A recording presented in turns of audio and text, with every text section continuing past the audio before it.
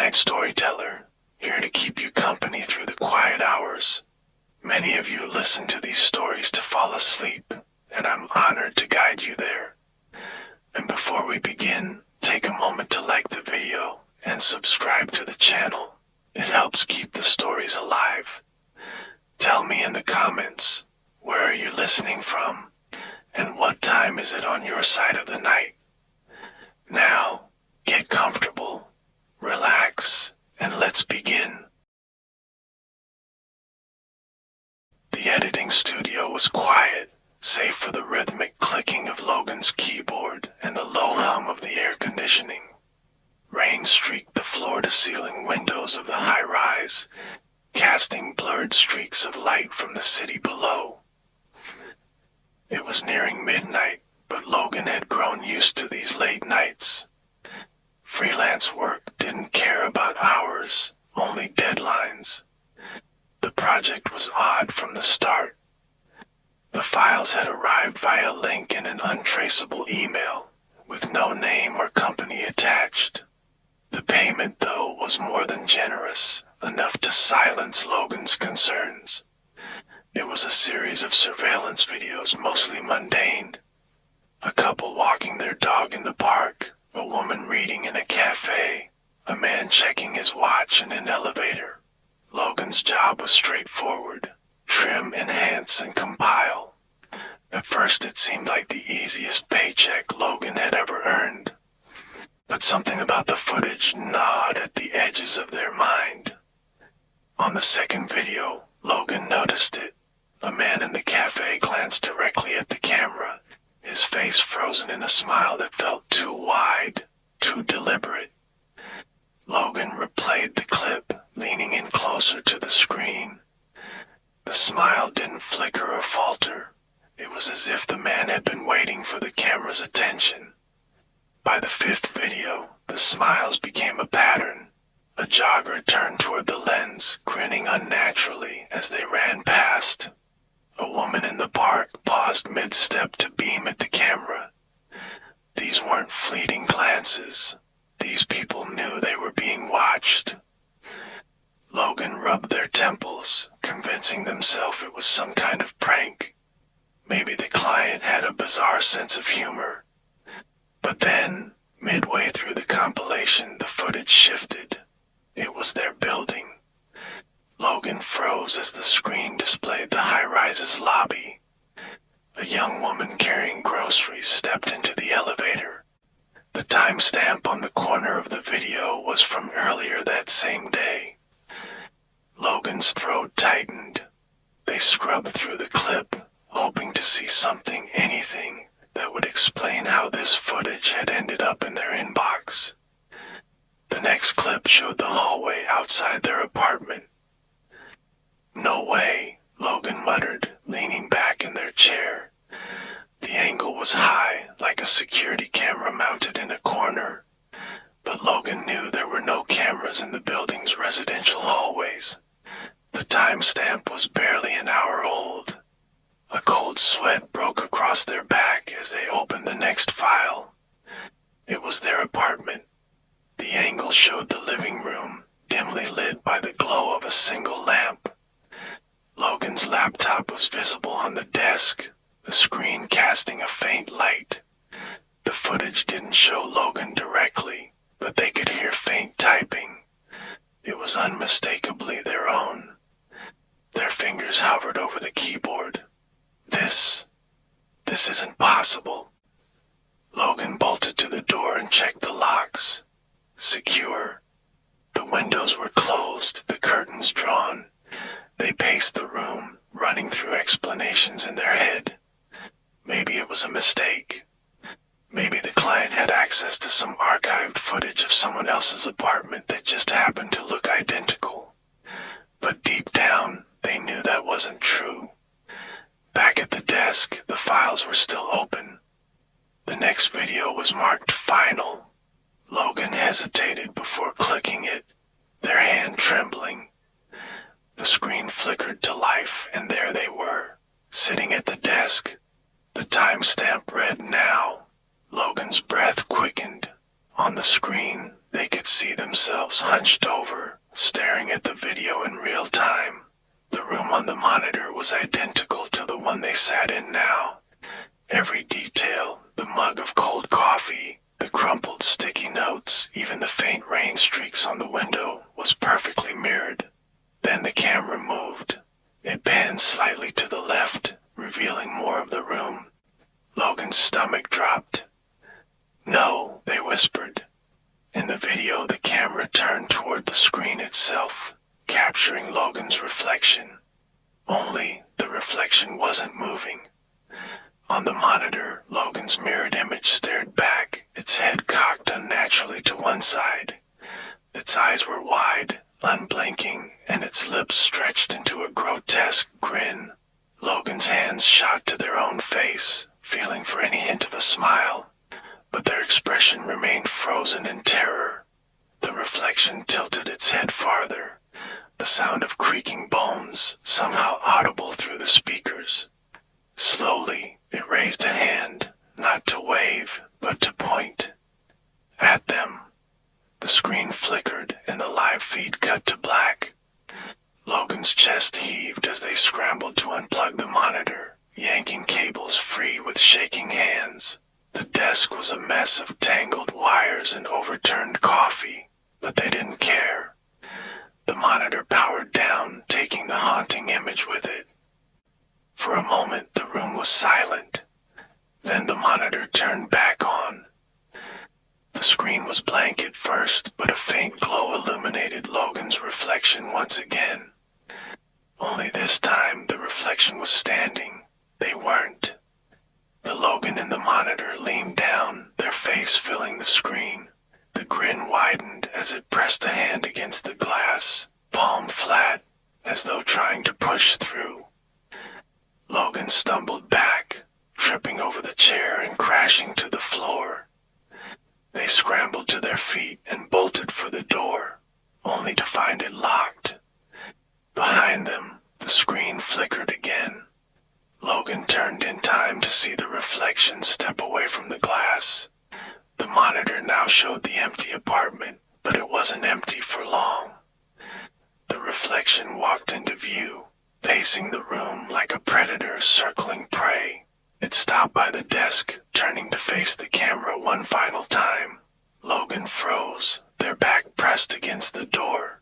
The reflection raised a hand, its fingers curling into a slow wave. The lights in the apartment flickered and went out. The end.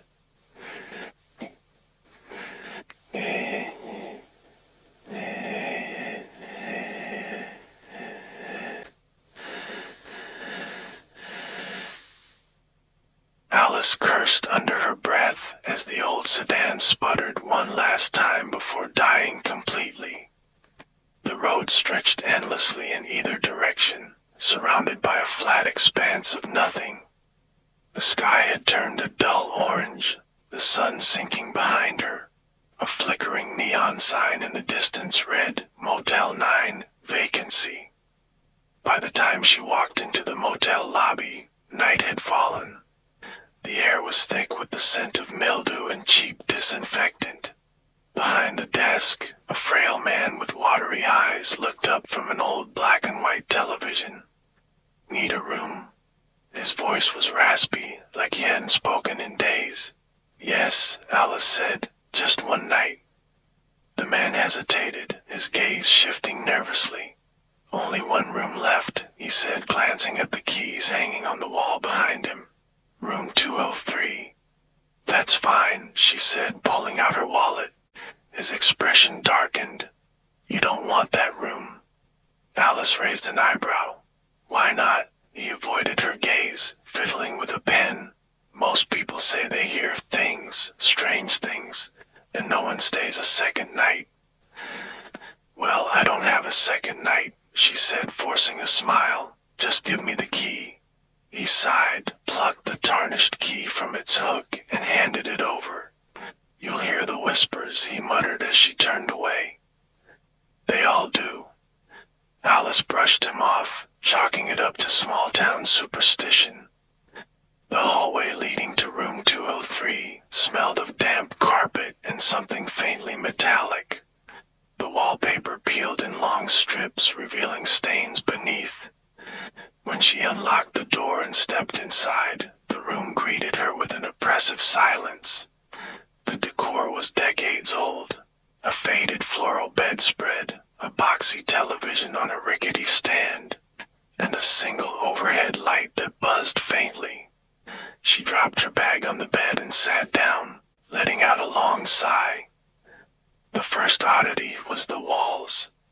As Alice leaned back, she noticed they seemed to shimmer, almost as if they were pulsing. She reached out to touch the wallpaper. It was cold to the touch, but she could swear she felt a faint vibration beneath her fingertips. She laughed nervously and pulled her hand away. "Just tired," she muttered. The second oddity was the mirror. It hung above the dresser, its surface warped with age. When Alice moved in front of it, she noticed the reflection lagged behind her. At first it was subtle, a slight delay as she raised her hand. But when she leaned closer, the reflection didn't lean with her. It stared straight ahead, unblinking. Alice stepped back, her heart hammering. She grabbed the old rotary phone on the nightstand and dialed the nearest tow company's number she'd Googled earlier. The line crackled, but no one answered. She tried calling her sister, then 911. Nothing. No tone, no voice, just static. Frustrated, she threw the phone onto the bed and slumped into the chair by the window. She stared out at the empty parking lot. No other cars, no signs of life. The neon sign buzzed faintly in the distance, and then she heard it, a whisper. At first, Alice thought it was the sound of the wind rattling the windows, but the longer she listened, the more distinct the voices became. Alice. Her name. She bolted upright, her pulse quickening. The sound was coming from the adjoining door on the far side of the room. She hadn't paid much attention to it when she'd entered. Now it loomed, dark and heavy, with the room number scratched out. "Room 202, she whispered, her voice barely audible. The whispers grew louder, more insistent. She hesitated, then crept toward the door. Her hand shook as she reached for the knob. Alice. Her name came again, clear as day. When she opened the door, the room beyond was pitch black. Her stomach churned as she stepped inside. The air was damp and freezing, carrying a strange metallic tang. And then she saw them. A group of people stood in the darkness, their faces pale and distorted. Their eyes glowed faintly, their mouths moving in eerie synchronization. They were holding something. Papers, drawings. Alice's breath hitched as she realized they were sketches of her. Crude, haunting depictions of her face filled the walls, pinned up like some macabre gallery. The figures stared at her, their voices overlapping in a chaotic murmur. "Alice, it's your turn." What is this?" she stammered, stumbling back. The whispers grew louder, the figures stepping closer.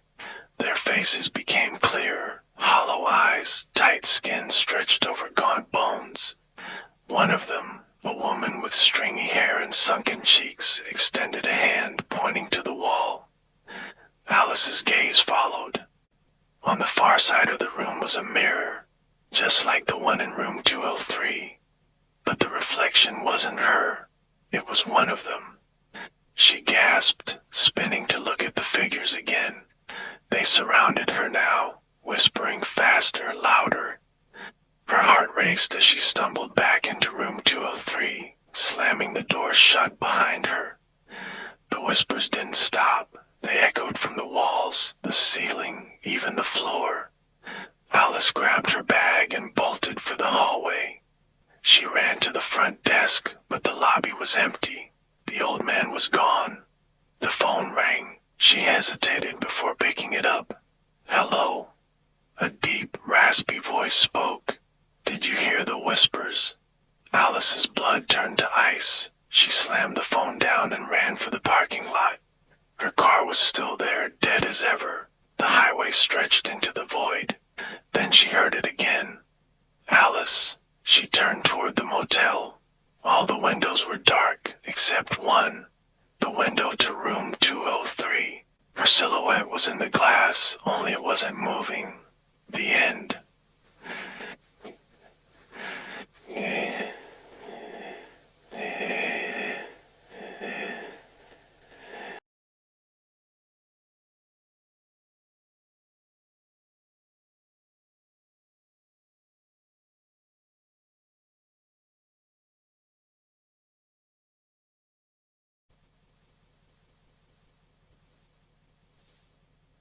The coastal town of Seacliff was the kind of place that faded into obscurity once summer ended.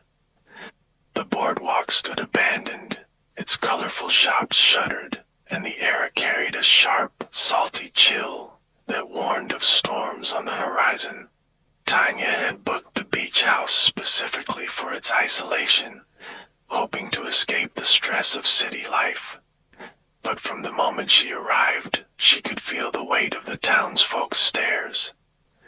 At the gas station, the cashier had handed her change without a word, his eyes darting to the small scar beneath her left eye as if recognizing it.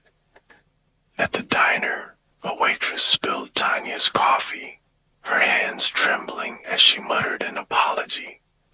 Even the owner of the beach house had looked uneasy when handing over the keys, warning her to lock the doors at night. "You'll hear things out here," the woman had said, her voice tight. "It's just the wind, nothing to worry about."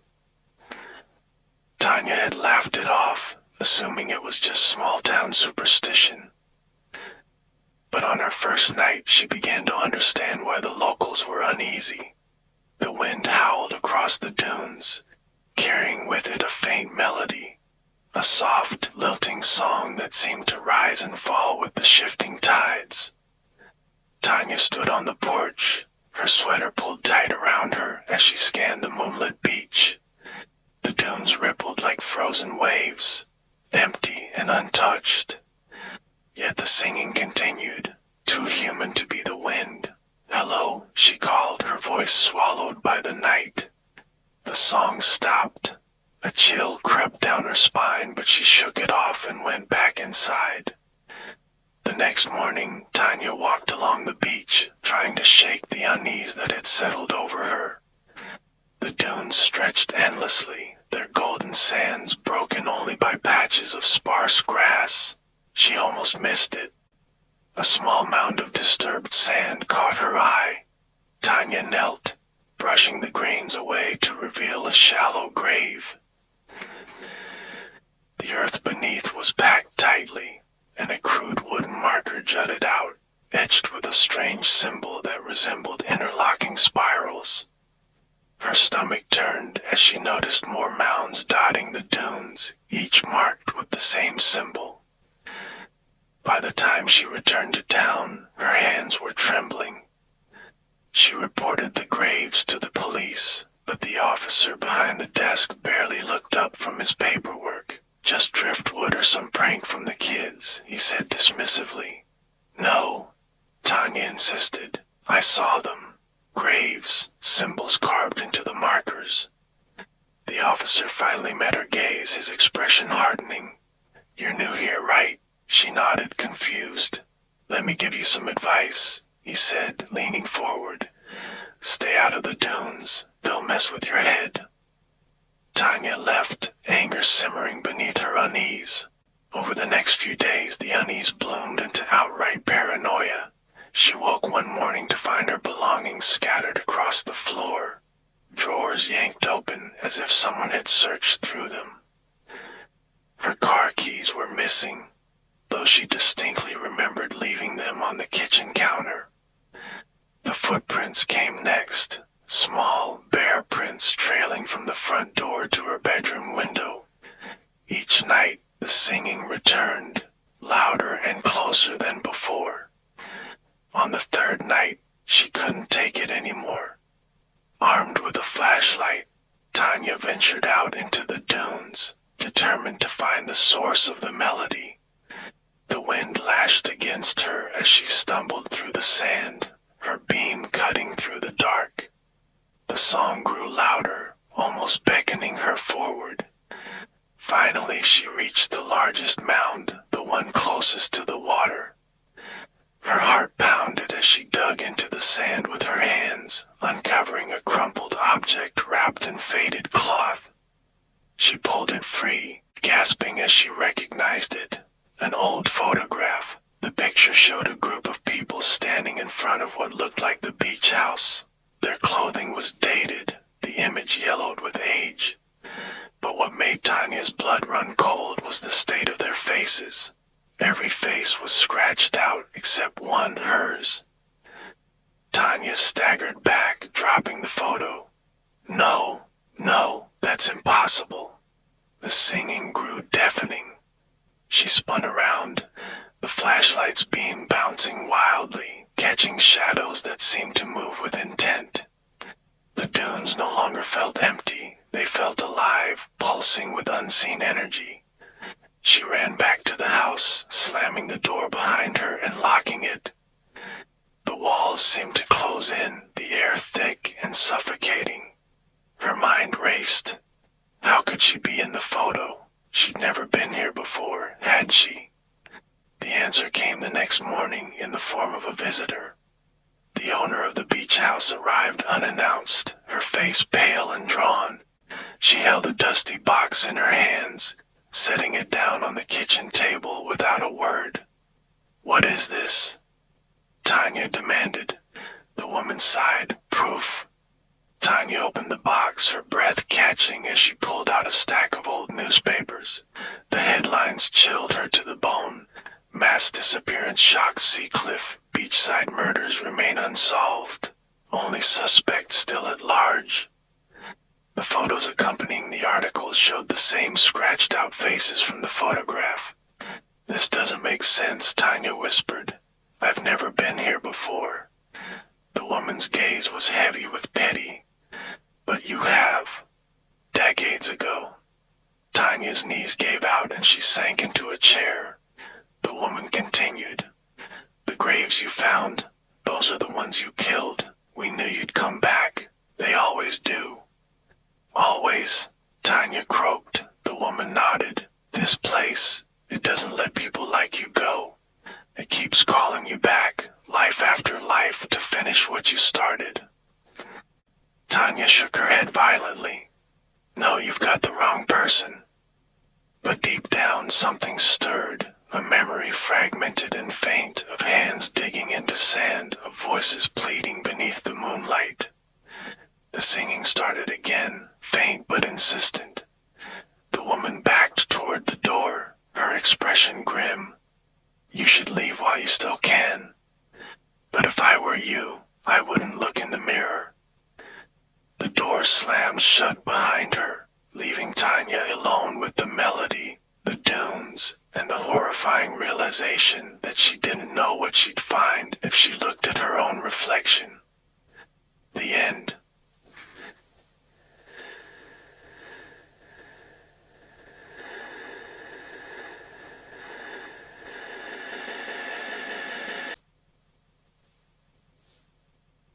The orphanage loomed over the group like a rotting carcass, its gabled roof silhouetted against the moonlit sky. Twisted vines clawed at the crumbling facade, and shattered windows yawned open like empty eye sockets. Echo House had stood abandoned for decades, swallowed by the woods. Legends of missing children, strange noises, and ghostly whispers surrounded it. But for Tanya, Greg, Mia, and Lucas, it was the ultimate prize for urban explorers. "Creepy as hell," Lucas muttered, adjusting his camera strap. "Isn't that the point?" Greg grinned, shaking the rusted padlock on the gate. Mia glanced at the dark windows, unease creeping into her voice. "This place feels wrong, like it doesn't want us here." "Relax," Tanya said, her flashlight cutting through the gloom. "We'll be in and out, A few pictures, a couple of videos, and then were legends on the forums. The lock snapped open with a screech, and the group made their way inside. The interior was worse than the outside. Paint peeled from the walls in long, jagged strips, and the air was thick with the smell of mildew and decay. The floor groaned beneath their boots, each step echoing unnaturally in the vast, empty space. "Echo House," Lucas whispered, testing his voice. His words bounced back at them, softer and distorted, as if the building were repeating them with its own voice. They wandered through the orphanage, their flashlights cutting swaths through the darkness. In the main hallway, graffiti covered the walls, cryptic symbols, scribbled words, and handprints in faded red. "This looks fresh," Mia said, running her fingers over a smeared handprint. "Maybe other explorers beat us here," Greg offered, snapping a picture. As they ventured deeper, the graffiti became stranger. The symbols seemed to shift and rearrange when no one was looking. Words like "stay" and "forever" appeared in places they swore had been blank moments earlier. Then there was the sound. At first it was faint, a shuffling noise that seemed to follow them down the hall. When they stopped, it continued, footsteps echoing faintly from somewhere behind them. "Did you hear that?" Lucas whispered. "It's just the building settling," Tanya said, though her voice wavered. Mia wasn't convinced. It sounded like footsteps. They found the dormitory next. Rows of rusted metal beds lined the room, their thin mattresses sagging. A few had small stuffed animals perched on them, coated in dust but eerily intact. "This is insane," Greg said, holding up his camera to film the room. Lucas, who had been unusually quiet, suddenly turned to them, his face pale. "I live here now," he said, his voice unnaturally high and sing-song like a child's. The group froze. "Very funny, Lucas," Tanya snapped, though her voice betrayed her unease. Lucas giggled, a sound that didn't belong in his adult throat. "I don't want to leave. They like me here." "Cut it out," Greg said, grabbing Lucas by the arm. "This isn't funny." But Lucas wrenched free, his face slack and vacant. He wandered to one of the beds, sat down, and began humming a lullaby. "We need to get him out of here," Mia said, panic rising in her voice. They tried to coax Lucas to his feet, but he wouldn't budge. He stared at the floor, humming softly as his fingers traced invisible patterns on the mattress. "Lucas, come on," Tanya shouted, her voice echoing strangely. But the sound of her own voice startled her. It didn't bounce back the way it should have. It sounded like it was coming from somewhere else entirely. The tension among the group mounted as the hours passed. Lucas remained catatonic, rocking slightly on the edge of the bed. "I don't remember why we came here," Mia whispered, her voice trembling. Tanya blinked at her. "What?" I don't remember," Mia repeated, clutching her head. "Why are we here? What were we supposed to do?" Tanya opened her mouth to respond, but the words caught in her throat. The reason they came, their purpose, it felt hazy, like a half-forgotten dream. Greg rubbed his temples.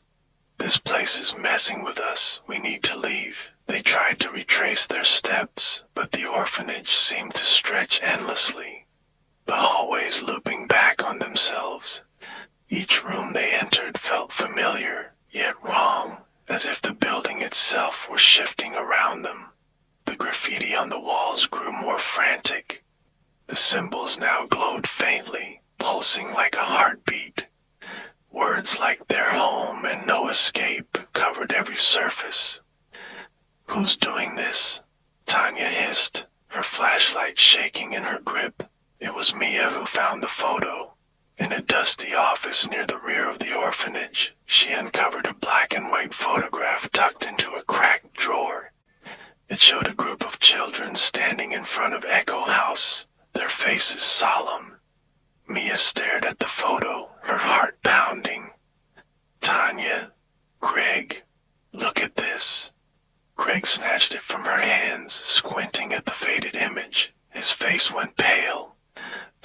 us, he whispered. Tanya grabbed the photo, her breath catching. The children's faces, while younger, softer, were unmistakably their own. No, she whispered, this doesn't make any sense. It's not possible, Greg said, but his voice cracked. Behind them, Lucas began to laugh, a hollow, childlike sound that sent chills down their spines. You forgot, he said, his eyes wide and unblinking. We always forget, but we come back. Shut up, Tanya shouted, but her voice wavered with fear. Lucas tilted his head, smiling. This is our home. We never left. The walls groaned, and the air seemed to thicken. Their reflections appeared in the cracked windows, but they weren't the same. Their faces looked younger, their eyes wide with innocence and fear. We're the children, Mia whispered, the realization hitting her like a punch to the gut. We're the ones who disappeared. The memory came flooding back in fragments. Nights spent in the dormitory, hiding under the covers as whispers filled the halls. The echo of their laughter as they played in the yard. The terror as they were led one by one into the darkness, never to return. They had been here before. They had always been here. The orphanage wasn't abandoned. It never was. As the realization settled over them, the orphanage seemed to exhale, the air growing colder. Lucas stood, his childlike grin widening. It's time to play again, he said, his voice layered with echoes. Tanya turned to run, but the hallway stretched endlessly before her. The graffiti on the walls shifted, the symbols forming a single horrifying word, stay. The others called her name, their voices distorted and distant, as if coming from the depths of a well. Her flashlight flickered and went out. In the suffocating darkness, the echoes surrounded her, growing louder and louder until they swallowed her whole. The end.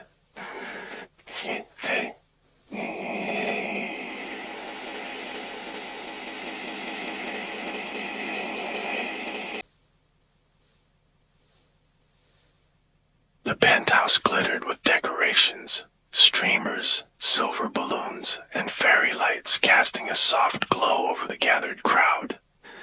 Outside, the city skyline sparkled, alive with anticipation for the new year. Inside, the air buzzed with laughter and the clink of champagne glasses as 6 old friends toasted to their reunion. This is exactly what we needed, Sarah said, raising her glass. The whole gang together again, just like old times. Only with better booze, Drew quipped, swirling his whiskey.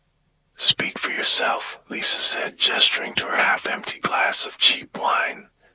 Jason leaned back on the couch, his arm draped over the backrest. Here's to 2024, new beginnings. New beginnings, the others echoed, their voices tinged with the bittersweet nostalgia of college memories. At 10 minutes to midnight, the room went dark. The laughter faltered as the lights flickered, then died, plunging the penthouse into shadow. Outside, the skyline followed suit, each building's glow winking out one by one until the city below disappeared into blackness. What the hell? Drew muttered, pulling out his phone. No signal, Lisa said, holding her screen up. Relax, it's just a blackout, Jason said. Happens all the time in the city.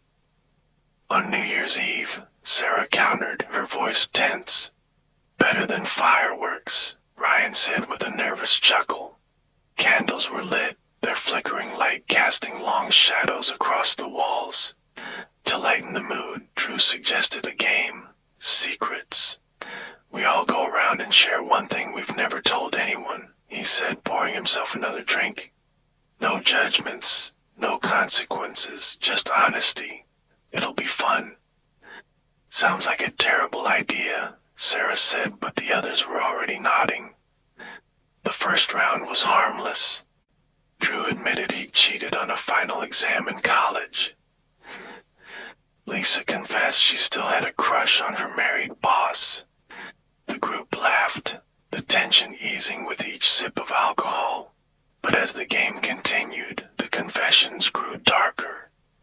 Jason admitted to sabotaging a co-worker's promotion. Ryan revealed an affair that had ended his marriage. Sarah's voice wavered as she confessed to stealing money from her parents during her rebellious years.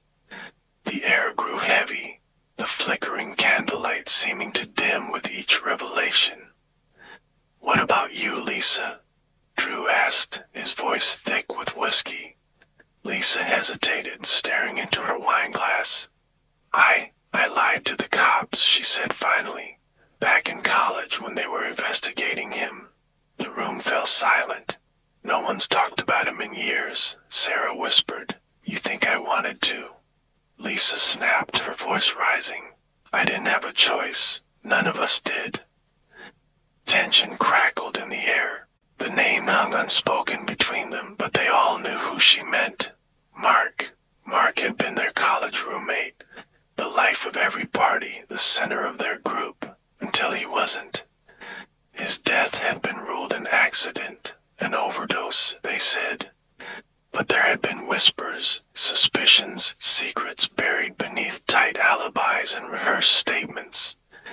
"We swore we wouldn't talk about this," Jason said, his jaw tight. "Maybe we should have," Ryan said. "Maybe that's why things have been so screwed up for all of us." "What's that supposed to mean?" Sarah asked, her voice sharp.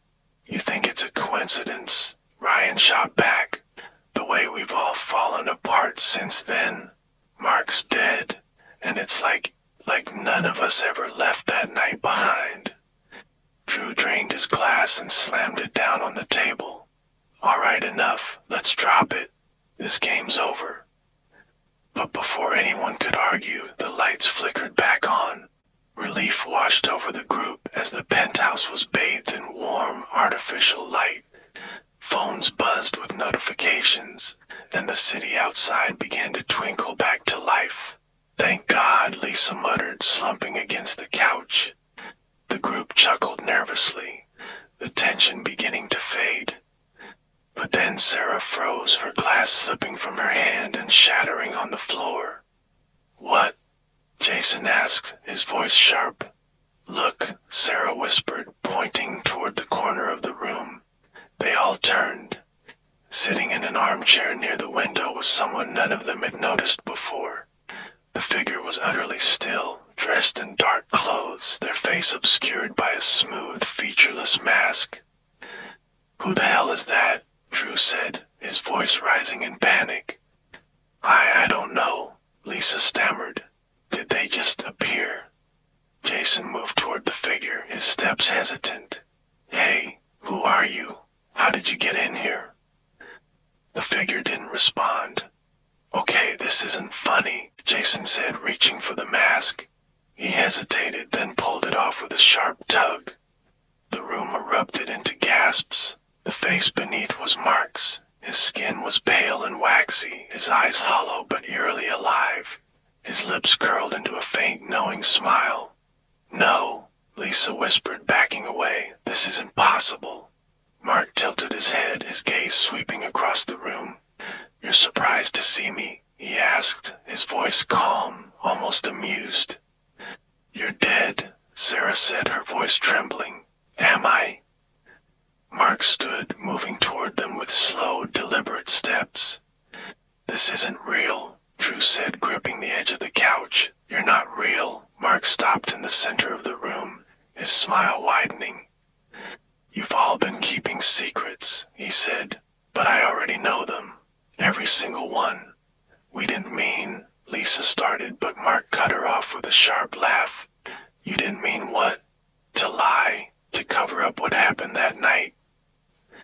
He leaned closer, his eyes dark and unblinking. "To leave me there." The group froze. "I was your friend," Mark said, his voice dropping. "And you left me to die." "No," Sarah whispered, tears streaming down her face.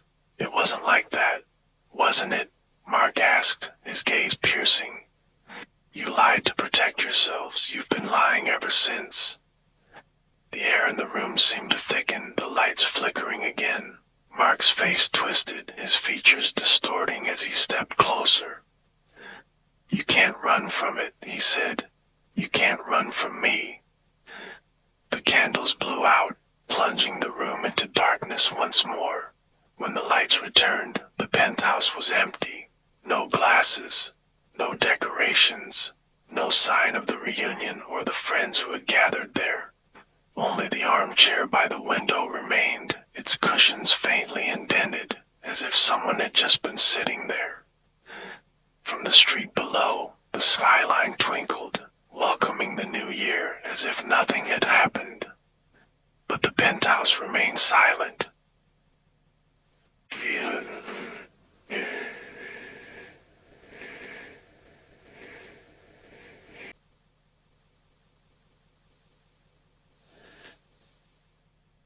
The clock shop sat at the edge of the small town, its wooden sign swinging lazily in the wind. Sable's timepieces. Sam stared at it for a long moment before stepping inside. The air inside the shop was thick, filled with the scent of varnish and metal polish.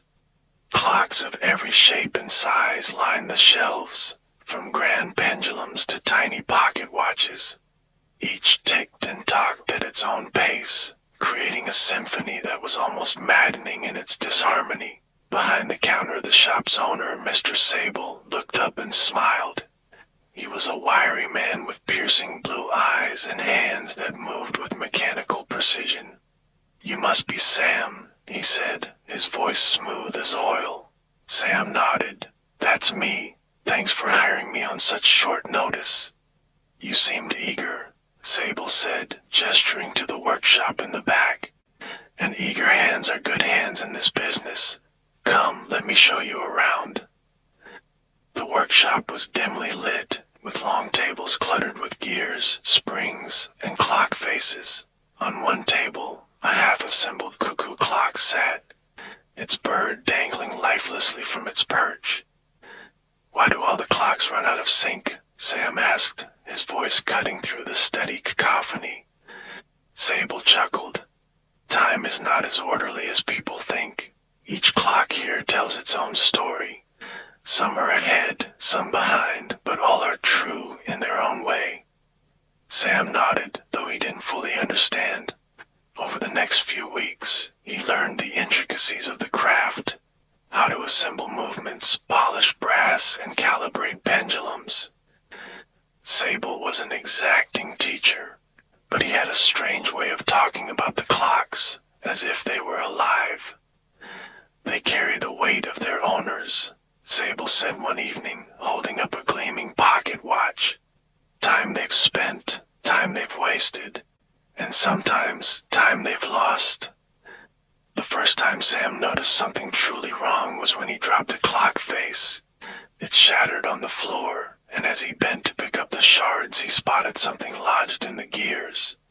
It was small, white, and jagged, a human tooth. "Mr. Sable," Sam called, holding up the piece. "What is this?" Sable's face darkened. "Be careful with the clocks, Sam," he said, his voice unusually sharp. "They're fragile, like people." Sam wanted to press the issue, but something in Sable's expression made him think twice.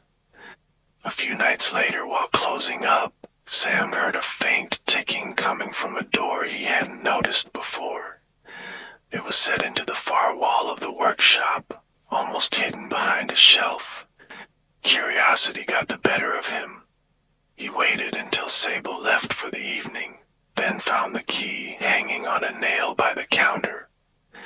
The door creaked open to reveal a room bathed in dim, golden light. The ticking was deafening here, coming from hundreds of half-assembled clocks arranged on shelves and tables. Sam's stomach turned as he stepped closer. The clocks weren't just made of metal and wood. Bones jutted from the edges of clock faces, and tiny gears were fused with teeth. One pendulum was weighted by a shriveled, blackened finger. In the center of the room was a massive clock, its face engraved with names. Dozens, maybe hundreds of names. At the very bottom was a freshly carved addition, Sam Whitaker.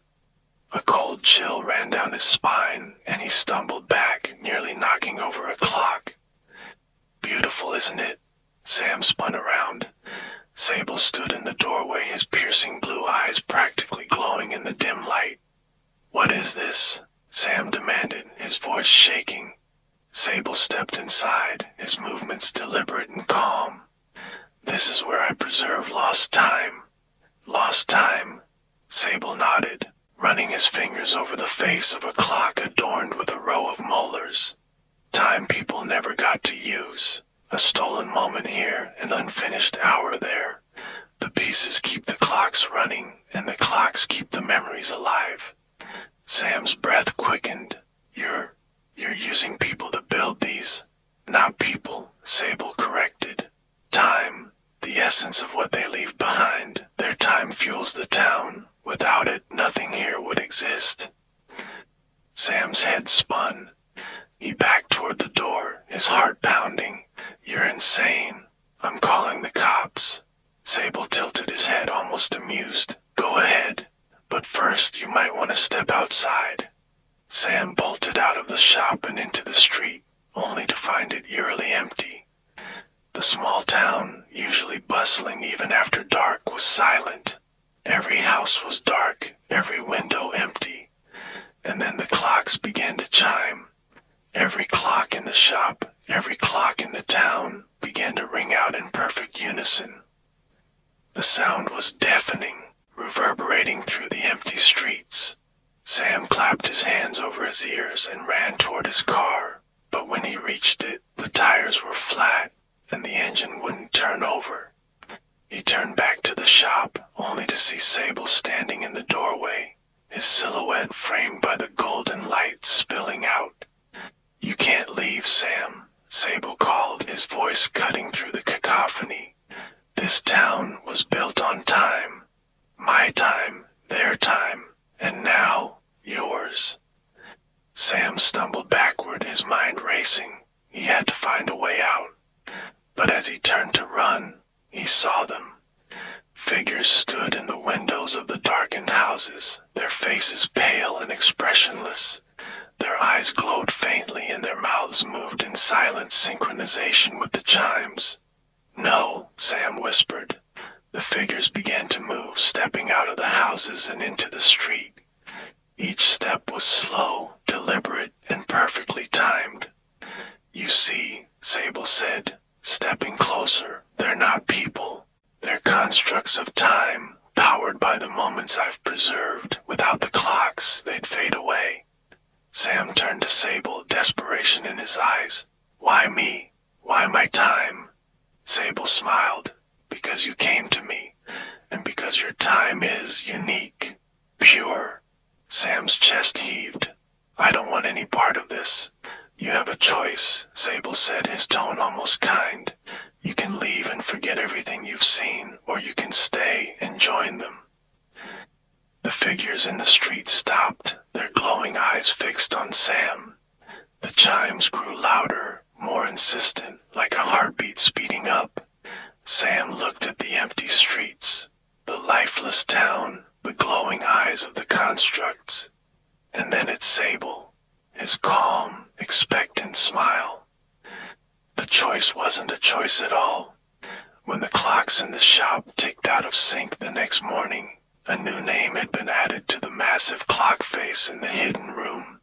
Sam Whitaker. And somewhere in the quiet streets of the small town, a new figure moved, perfectly in step with the others. The end.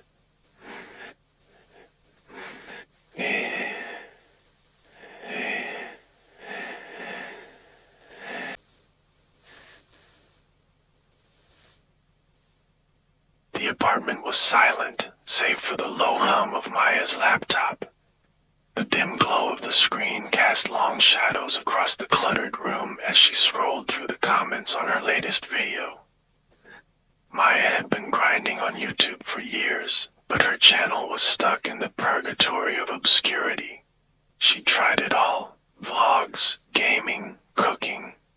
Nothing stuck. Until recently. Her latest uploads, personal, unfiltered monologues about her daily struggles, had gained traction. It wasn't much, but her subscriber count had started climbing, enough to give her hope, enough to keep her awake at night obsessing over comments and analytics.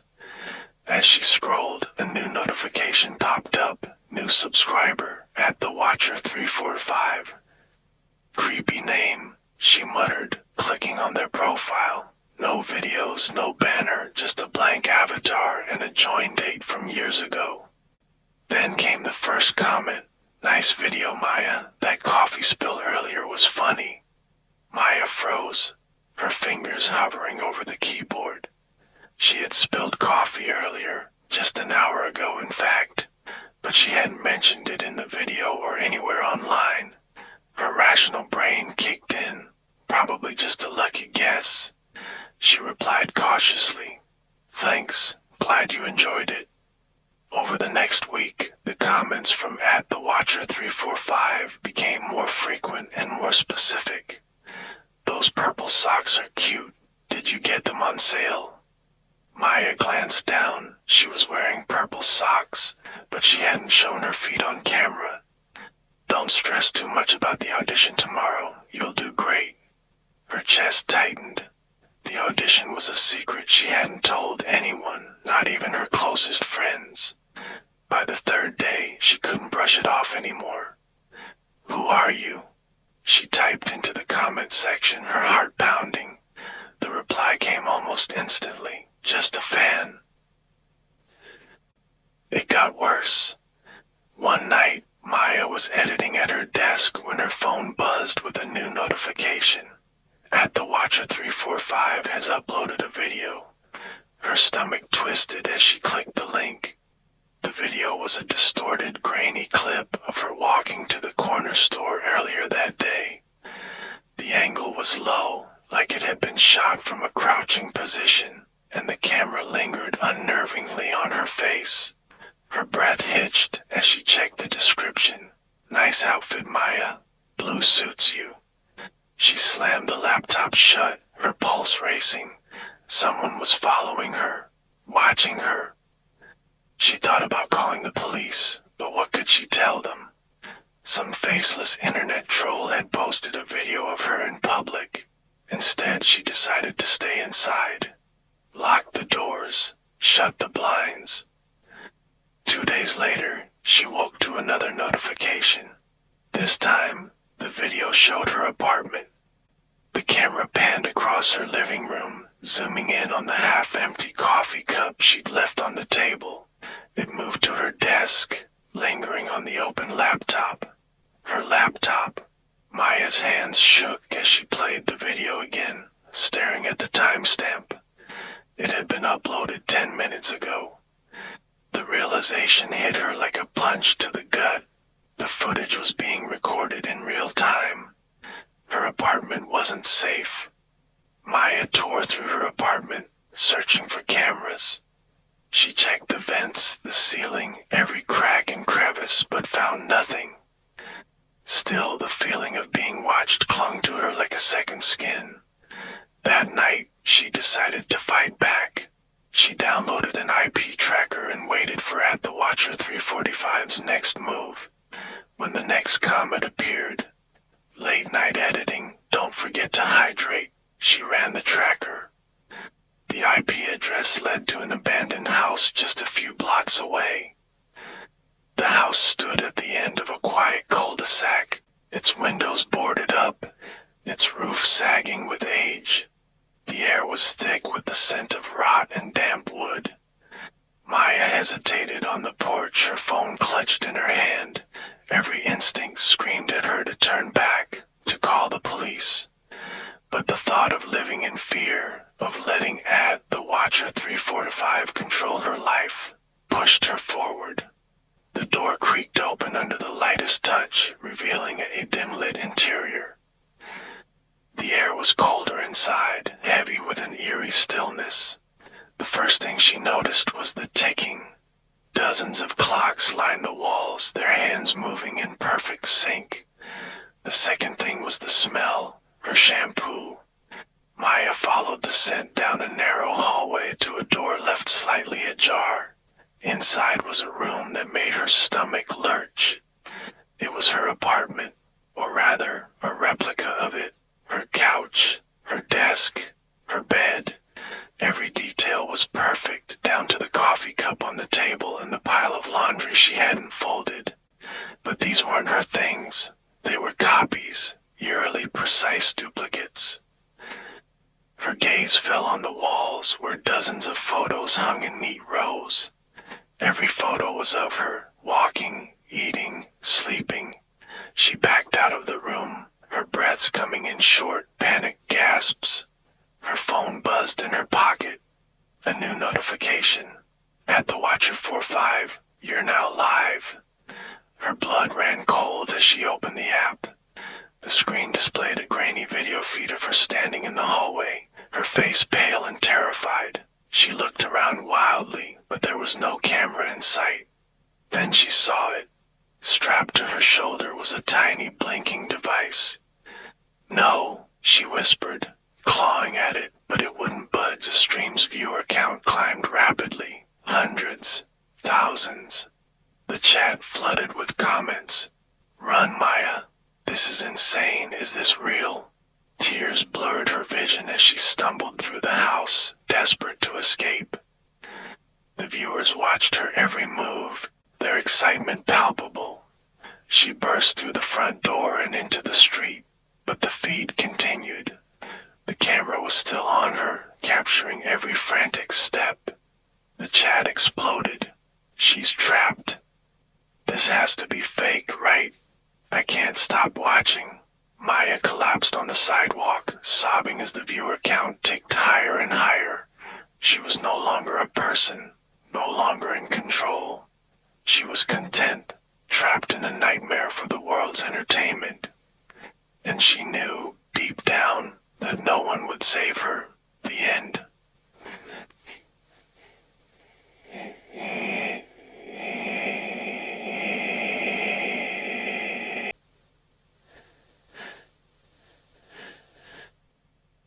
The Victorian mansion groaned as the storm battered its aging walls.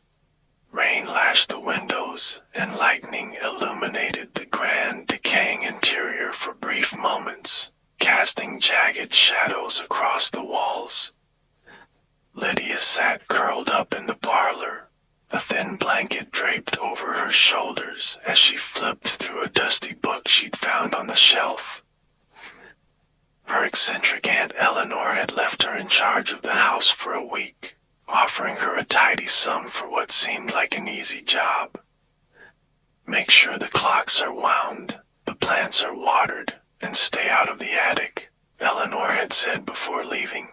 It's best left alone. Naturally, the attic was all Lydia could think about. By the third day, her curiosity had gotten the better of her. She found the attic door at the end of a narrow, creaking staircase, its brass knob cold to the touch. Locked, of course, but the temptation remained.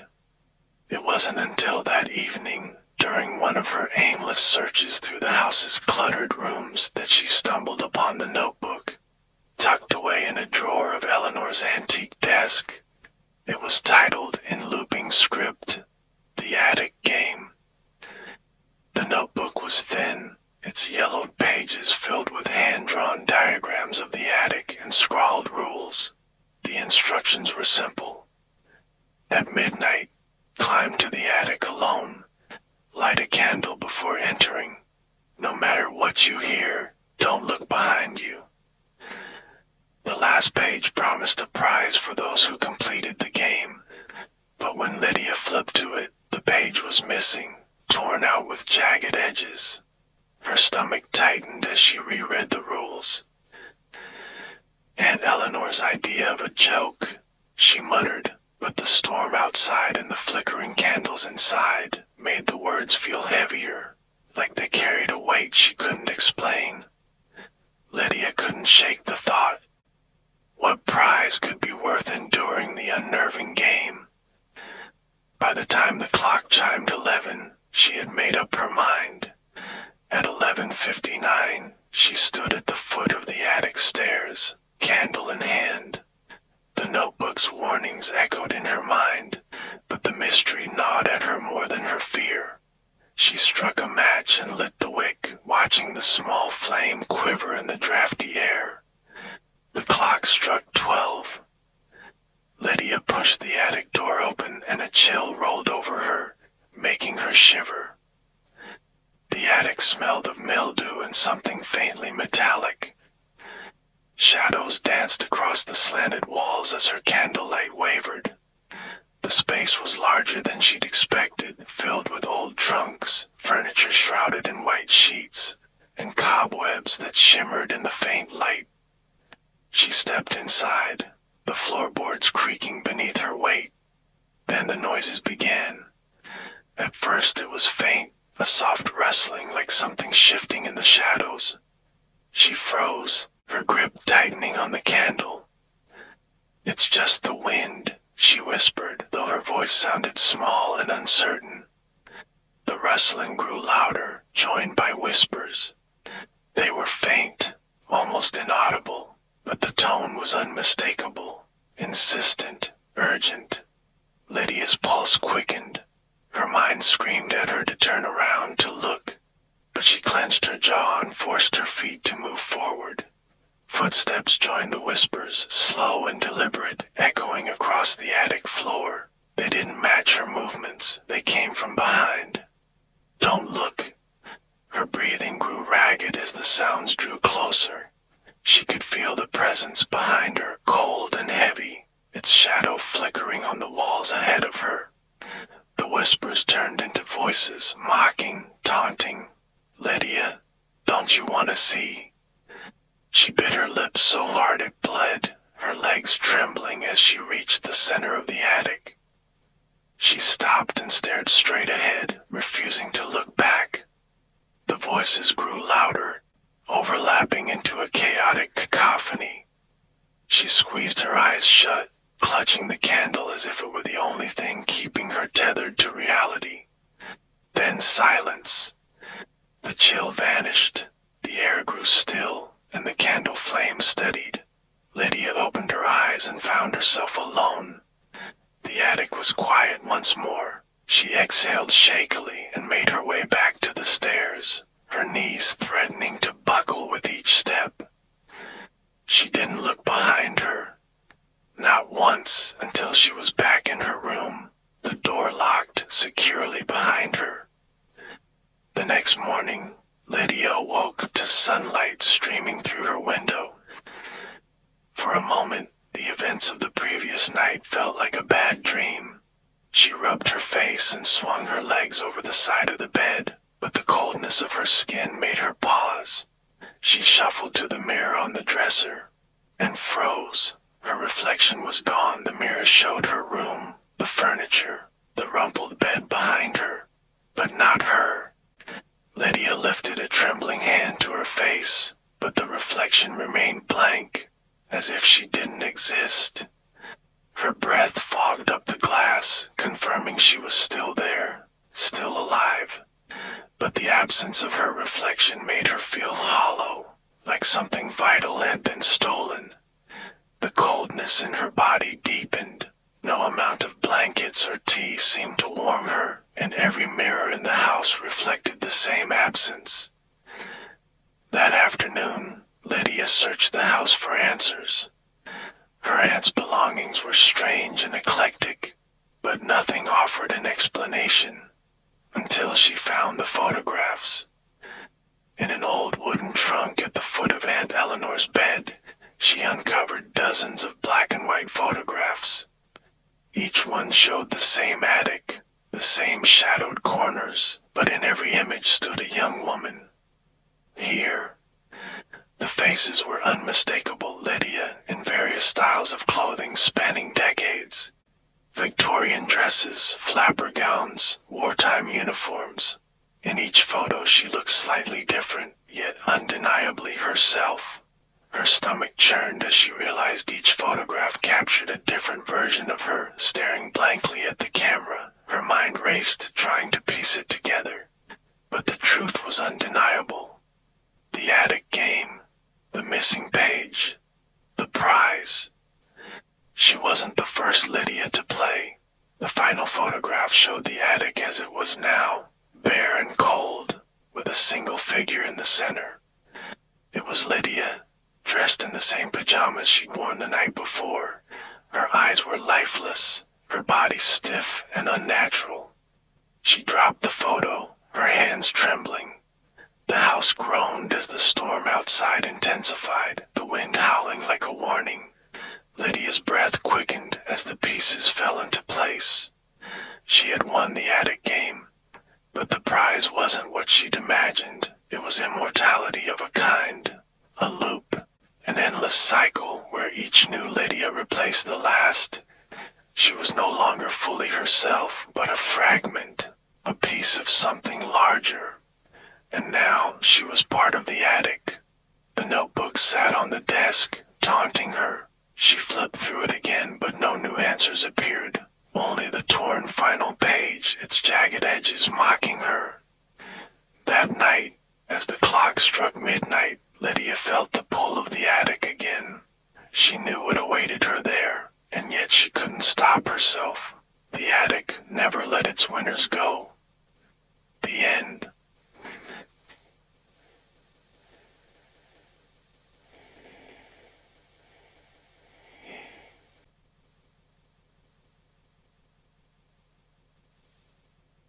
The highway stretched endlessly before them, a pale ribbon swallowed by thick rolling fog. The headlights of Jason's beat-up sedan barely pierced the murk, casting eerie shadows on the wet asphalt.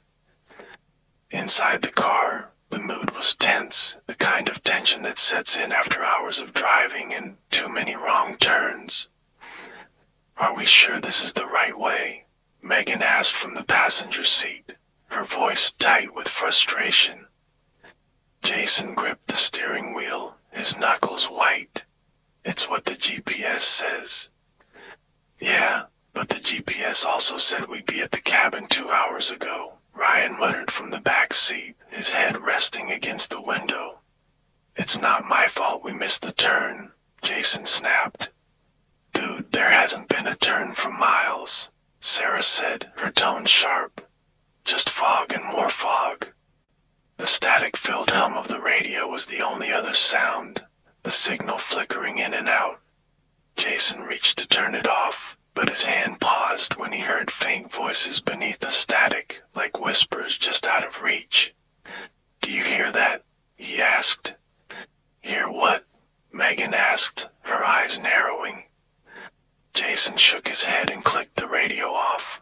Nothing, just static. The first sign something was wrong came when they passed the gas station for the second time. "I swear we just drove by that place," Sarah said, sitting up straighter. Jason's stomach tightened. The station was old and run down, its single pump rusted and its neon sign flickering faintly. The lot was empty, as it had been the first time. "We didn't turn around, did we?" Ryan asked, leaning forward. "No," Jason said firmly, his voice laced with unease. "It's probably just another station that looks the same." But 20 minutes later, when the same gas station loomed out of the fog for a third time, no one was buying that excuse anymore. "Okay, what the hell is going on?" Megan demanded, her voice rising. "Maybe we missed a turn," Jason said, though the words felt hollow. The road had been straight as an arrow for miles. "Missed a turn where?" Sarah said. "Into the fog bank." No one laughed. Tensions in the car began to fray as the night stretched on. The fog seemed alive, coiling around the car and muffling the outside world. The air inside grew heavy, the silence broken only by the occasional hiss of static from the dormant radio. That's when they saw the first shadow. It was barely a blur at the edge of the fog, a flicker of movement that disappeared before anyone could confirm it. see that?" Sarah whispered. Jason tightened his grip on the wheel. "See what?" "There was something," she said, her voice trembling. "Probably just the fog messing with your head," Ryan said, though his voice lacked conviction. But then they saw another, a dark figure lingering just beyond the beams of the headlights. It didn't move, didn't react, but it was unmistakably there. "Jason," Megan said, her voice low and urgent. "What the hell is that?" Jason's foot pressed the gas pedal harder, speeding past the figure. No one looked back to see if it followed. Minutes or hours passed. They couldn't tell anymore. The road stretched endlessly forward, and the fog swallowed everything behind them. They hadn't seen another car, another sign of life in what felt like forever. Then up ahead, they saw her. A woman stood at the side of the road, her form barely visible through the fog. She wore a thin dress that clung to her, soaked through, and her hair hung limp around her face. She waved weakly as the car approached. "Is she hitchhiking?" Megan asked, her brow furrowed. "Who the hell hitchhikes out here?" Ryan muttered. Jason slowed the car as they passed her. The woman's pale face illuminated briefly in the headlights. Her eyes were wide and desperate, and her lips moved as if she were speaking, though no sound reached them. "Jason, don't stop," Sarah said, her voice trembling. "She looks like she needs help," Megan said, glancing back at the woman who was now disappearing into the fog behind them. Jason sighed and pulled the car to a stop. "Are you serious?" Ryan snapped. "We can't just leave her out here," Jason said, already opening his door. The woman approached cautiously, her bare feet silent on the wet pavement. As she drew closer, Jason noticed how pale she was, her skin almost gray. "Thank you," she said softly, her voice thin and brittle. "I've been out here so long." "Where are you trying to go?"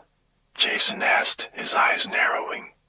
"Anywhere," she said, her lips twitching into a faint smile. The woman sat silently in the back seat as they resumed driving. The others tried to act normal, but the air felt colder now, the unease in the car palpable. "Why were you out here?"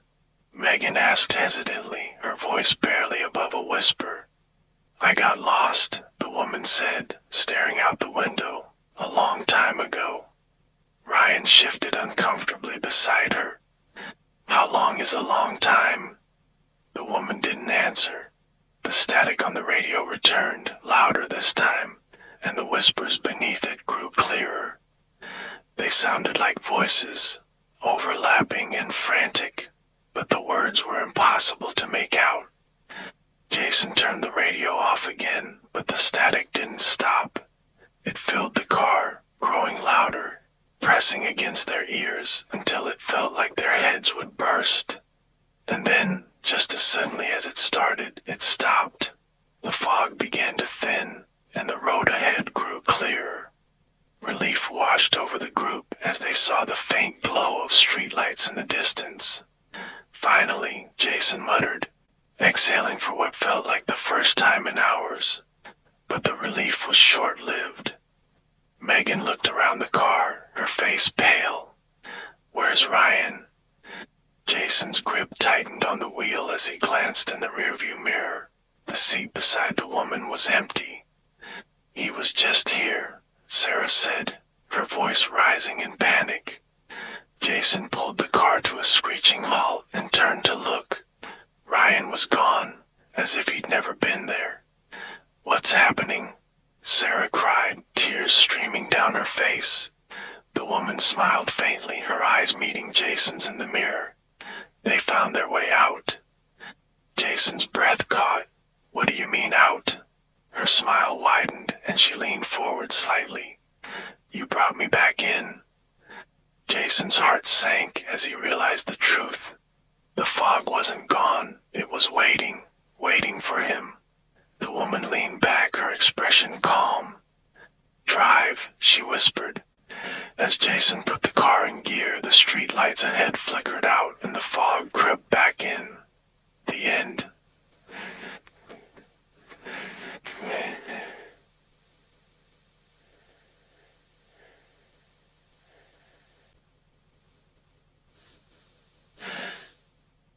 The small-town high school library smelled of dust and mildew, the kind of place where time seemed to stand still.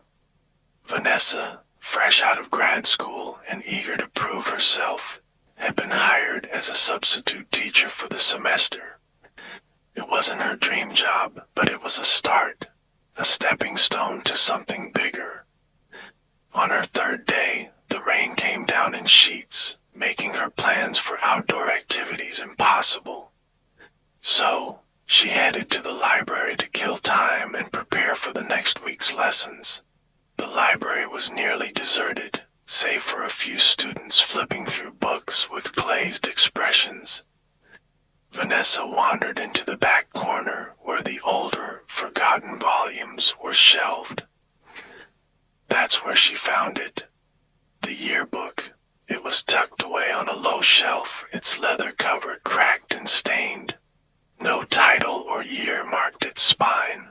Curious, Vanessa pulled it out and blew off the layer of dust. It didn't match any of the yearbooks she'd seen on display in the front of the library. Opening the cover, she was greeted by a photo of the school taken decades ago, its facade eerily unchanged. Beneath the photo was a caption, "The Class of Forever." Vanessa frowned. The pages felt brittle under her fingertips as she turned them. Each section mirrored a typical yearbook layout. Clubs, sports teams, candid shots. But there was something off. Every student's photo had their eyes scratched out. The longer Vanessa studied the book, the more unsettling it became.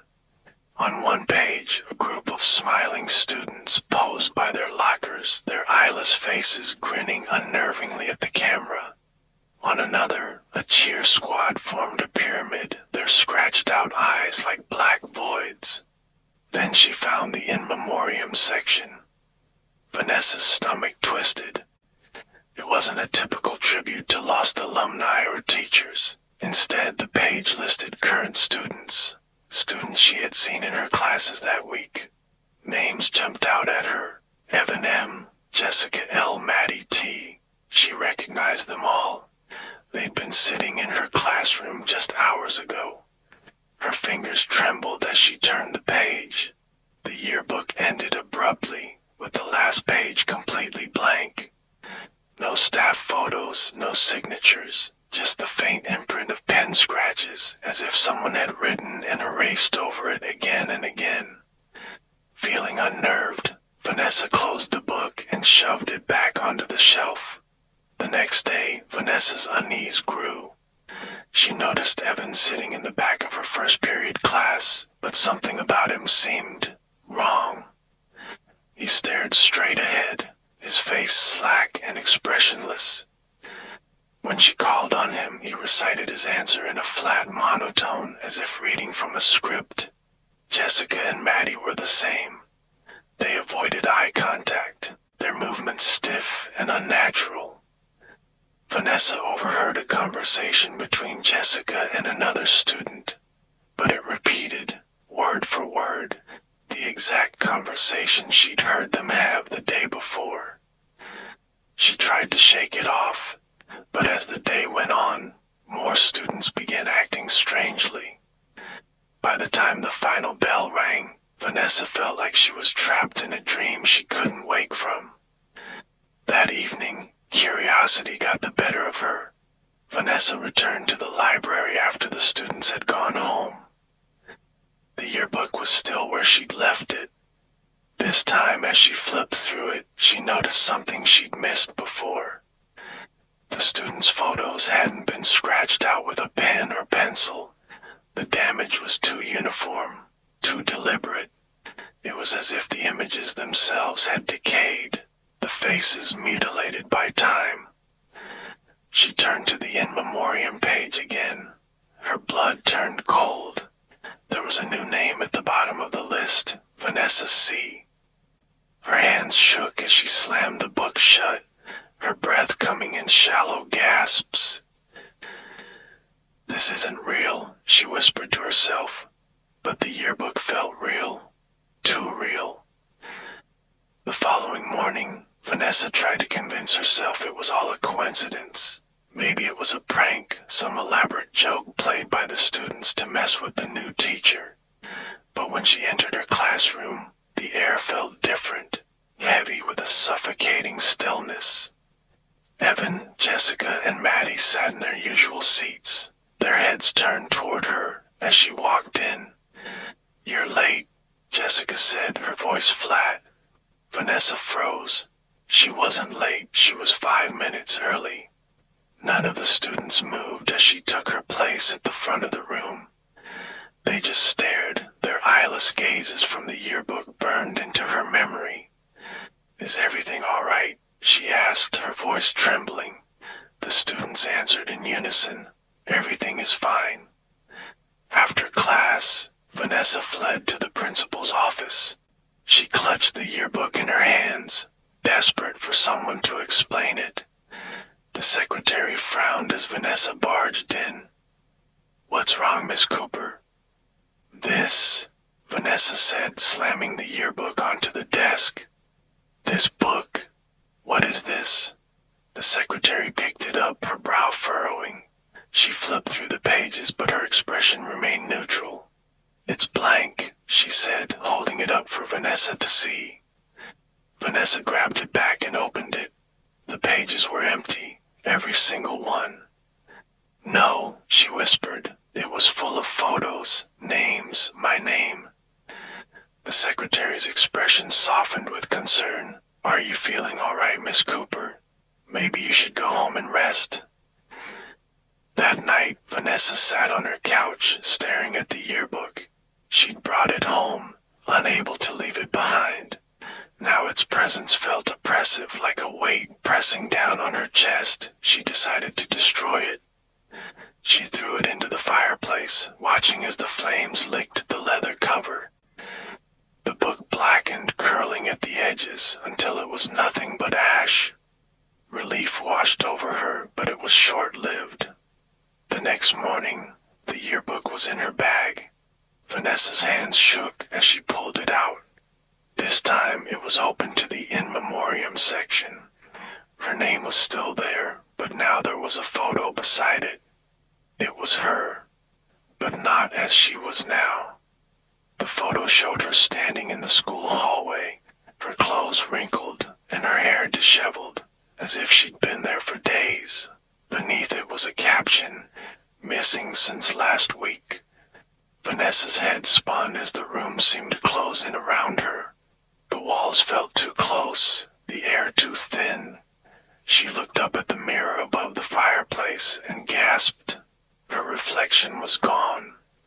Behind her, the yearbook sat on the table, its pages flipping on their own. The end.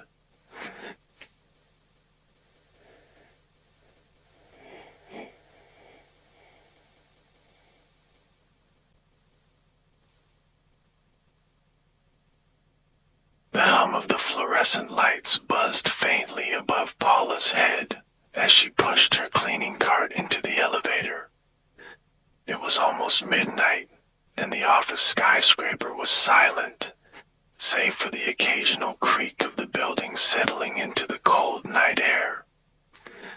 "You don't go to the 13th floor," Gary, her supervisor, had said during her first shift. He was an older man with a lined face and eyes that hinted at years of unspoken secrets. "It's been closed off for decades. No one uses it. No one talks about it. Just leave it alone." Paula hadn't thought much of it at the time. Plenty of buildings skipped the 13th floor. It was a silly superstition. But this one didn't skip it. The button for 13 sat in the middle of the elevator panel, just like all the others, though its edges looked more worn, like it had been pressed thousands of times. The curiosity had been gnawing at her for weeks. Tonight, with the rest of the building deserted, deserted and her rounds almost complete, she couldn't resist any longer. Paula stared at the panel as the elevator ascended past the 10th floor. Her finger hovered over the button, her heart racing. She almost talked herself out of it, but then, with a shaky exhale, she pressed 13. The elevator shuddered slightly as it began its climb, the numbers ticking upward. When it stopped, the doors slid open with a soft chime. The 13th floor was nothing like the sterile modern offices she'd been cleaning all night.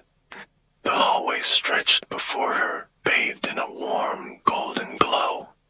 The carpet was a deep crimson, patterned with intricate swirls, and the walls were paneled with dark wood. A faint melody drifted through the air, the sound scratchy and warped, like an old record player struggling to stay in tune. Paula stepped out cautiously, her sneakers sinking into the plush carpet. The air was heavy, carrying a faint scent of tobacco smoke and perfume. Each office she peeked into was frozen in time. Vintage desks adorned with rotary phones and typewriters stood untouched, as though the employees had stepped away only moments before. A coat was draped over one chair, and a half-empty coffee cup sat on another desk, its surface stained with decades-old rings. The music grew louder as she ventured deeper. It was an old tune, jaunty and upbeat, but warped, playing too slowly, then too quickly, the notes bending unnaturally. She turned a corner and caught movement in the corner of her eye. Paula spun around, her pulse pounding, but the hallway behind her was empty. "Hello," she called, her voice barely above a whisper. The music faltered for a moment as though responding to her. Then it resumed, louder than before. At the end of the hallway, Paula found what looked like a large conference room. The doors were propped open, revealing a space that was eerily pristine. A long table dominated the room, set with champagne glasses and party hats, all covered in a fine layer of dust. Streamers hung from the ceiling, sagging but still intact. Paula stepped inside, her gaze drawn to the far corner of the room. A desk sat against the wall, a leather-bound journal resting atop it. The music stopped as she approached. Her hands trembled as she opened the journal, its pages yellowed with age. The first few entries were mundane, detailing office schedules and meetings. But as she flipped further, the tone grew frantic. The party was a mistake. They came and they won't leave. We're trapped. Every time the elevator opens, another one joins them. If you're reading this, don't stay. Don't let them see you. Paula's breath hitched. She closed the journal, her heart racing. As she turned to leave, she froze. The shadows were no longer in the corners of her eyes. They were in the room. Figures stood at the edges of the conference table, their forms hazy and indistinct, like smoke trapped in human shape. They wore party clothes, suits, dresses, and bow ties, though their faces were blurred, like a photograph out of focus. One of them tilted its head toward her, a slow, deliberate movement. The others followed suit. Paula backed away, her breath shallow. "I'm just leaving," she stammered, though her voice sounded small and insignificant in the heavy air. The figures moved closer. They didn't walk, but seemed to glide, their forms flickering like a dying light bulb. The elevator. She just needed to get to the elevator. Paula bolted from the room, her sneakers squeaking on the polished floor. She could hear the music again, though it was warped and discordant, a nightmarish version of its earlier melody. The elevator doors came into view, their metallic surface gleaming in the dim light. She jabbed the button repeatedly, whispering frantic prayers as the figure's shadows spilled into the hallway behind her. The doors slid open with a chime, and Paula stumbled inside, slamming the closed door button. The figures stopped just short of the elevator, their blurred faces turned toward her. "Stay," one of them whispered. The words stretched and distorted. The doors closed. Paula leaned against the wall, her chest heaving. She pressed the button for the lobby, her hands shaking so badly she nearly missed it. The elevator began its descent, the numbers ticking downward. But something was wrong. The air felt heavy again, colder. When Paula glanced at the mirrored surface of the elevator wall, she froze. Her reflection was wearing a party hat. "No," she whispered, ripping the hat from her head and throwing it to the floor. The elevator dinged, but when the doors opened, she wasn't in the lobby. She was back on the 13th floor. The figures were waiting for her, their forms more solid now. One of them, a tall man in a suit, stepped forward, his hand extended, holding another party hat. "We've been waiting for the last guest to arrive," he said, his voice a low hiss. Paula backed into the elevator, jamming the button for the lobby, for any floor. The doors wouldn't close. The man placed the hat on her head. The elevator dinged again. Paula looked up and saw a young woman stepping inside. She wore a janitor's uniform, a cleaning cart parked just outside the doors. The woman hesitated, glancing around nervously. It was Paula. Or rather, it was someone who looked exactly like her, though her face was softer, younger. She looked confused, her gaze lingering on Paula for a moment before turning to the elevator panel. Paula tried to speak, to warn her, but no sound came out. She could only watch as the woman pressed the button for the 13th floor. The elevator began to rise again. In the mirror, Paula's reflection grinned. The end.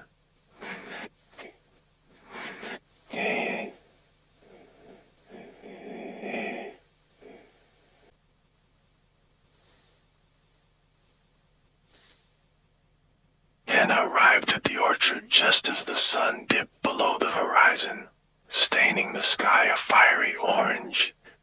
Rows upon rows of apple trees stretched into the distance, their boughs heavy with red fruit. The trees swayed gently in the evening breeze, though the air was unnervingly still. "It's peaceful here," Hannah said aloud, though the quiet unsettled her. An older man named Greg, the orchard's foreman, handed her a basket and a pair of gloves. His face was deeply lined, and his eyes had the weary look of someone who'd spent too much time under the weight of secrets. "Follow the rules and you'll be fine," he said gruffly. Hannah raised an eyebrow. "Rules?" Greg's gaze flicked to the edge of the orchard, where the trees grew thicker and wilder. "Pick only in the designated rows. Don't go past the markers." "Why not?" He hesitated, his jaw tightening. "Because the trees remember," he said finally.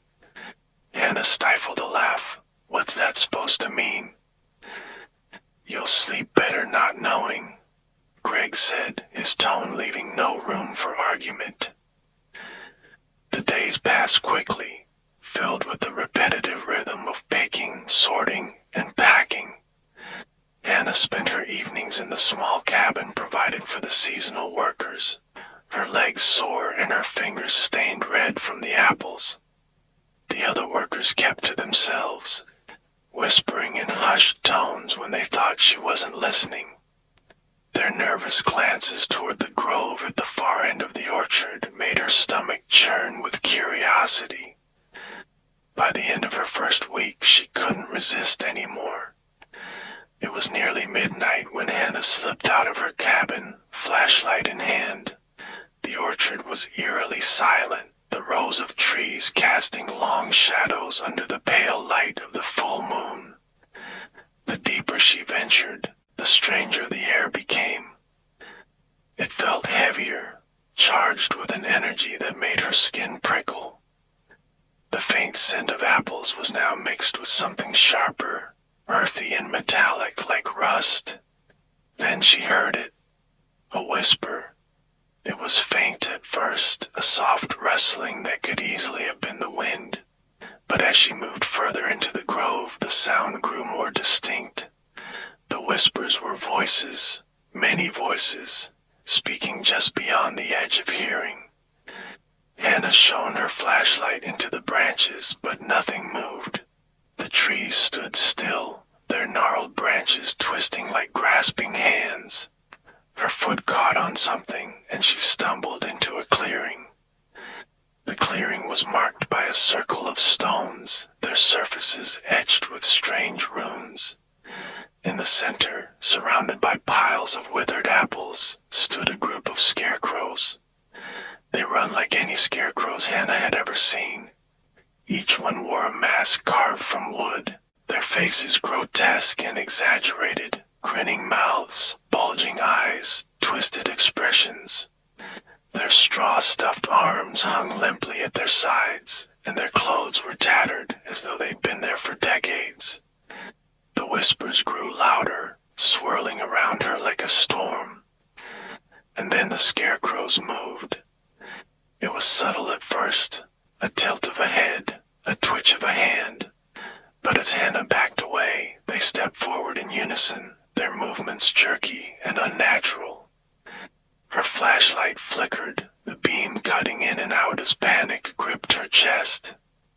"Stop!" she screamed, though the sound of her own voice was swallowed by the whispers. She turned to run, but something caught her eye, carvings on the nearby trees, faces. Each tree bore a face etched into its bark, the features startlingly lifelike. Some wore expressions of anguish, others of serenity. But one face made Hannah's breath catch in her throat. It was her grandmother. Hannah stumbled toward the tree, her hands trembling as she traced the carving with her fingers. The resemblance was uncanny. The soft curve of her grandmother's cheeks, the slight downturn of her mouth. Her grandmother had passed away years ago. What was her face doing here in the middle of this cursed grove? The whispers surged, louder now, speaking her name. Hannah. Her flashlight died completely, plunging her into darkness.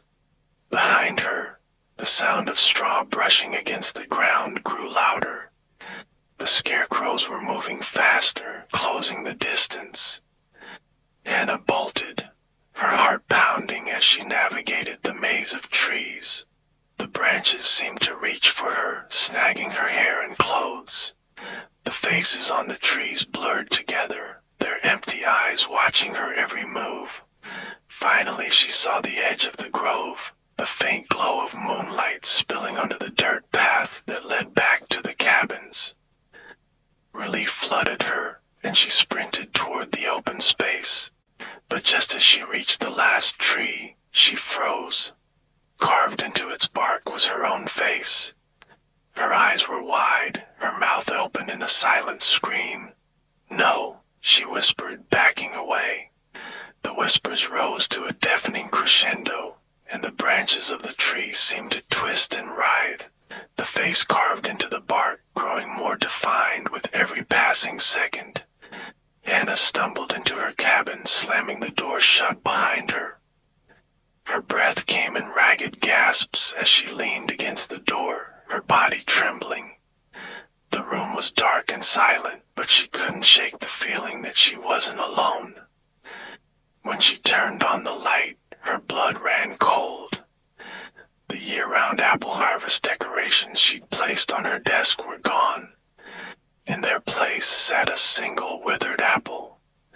Her reflection in the cabin's mirror caught her eye. She stepped closer, dread curling in her stomach.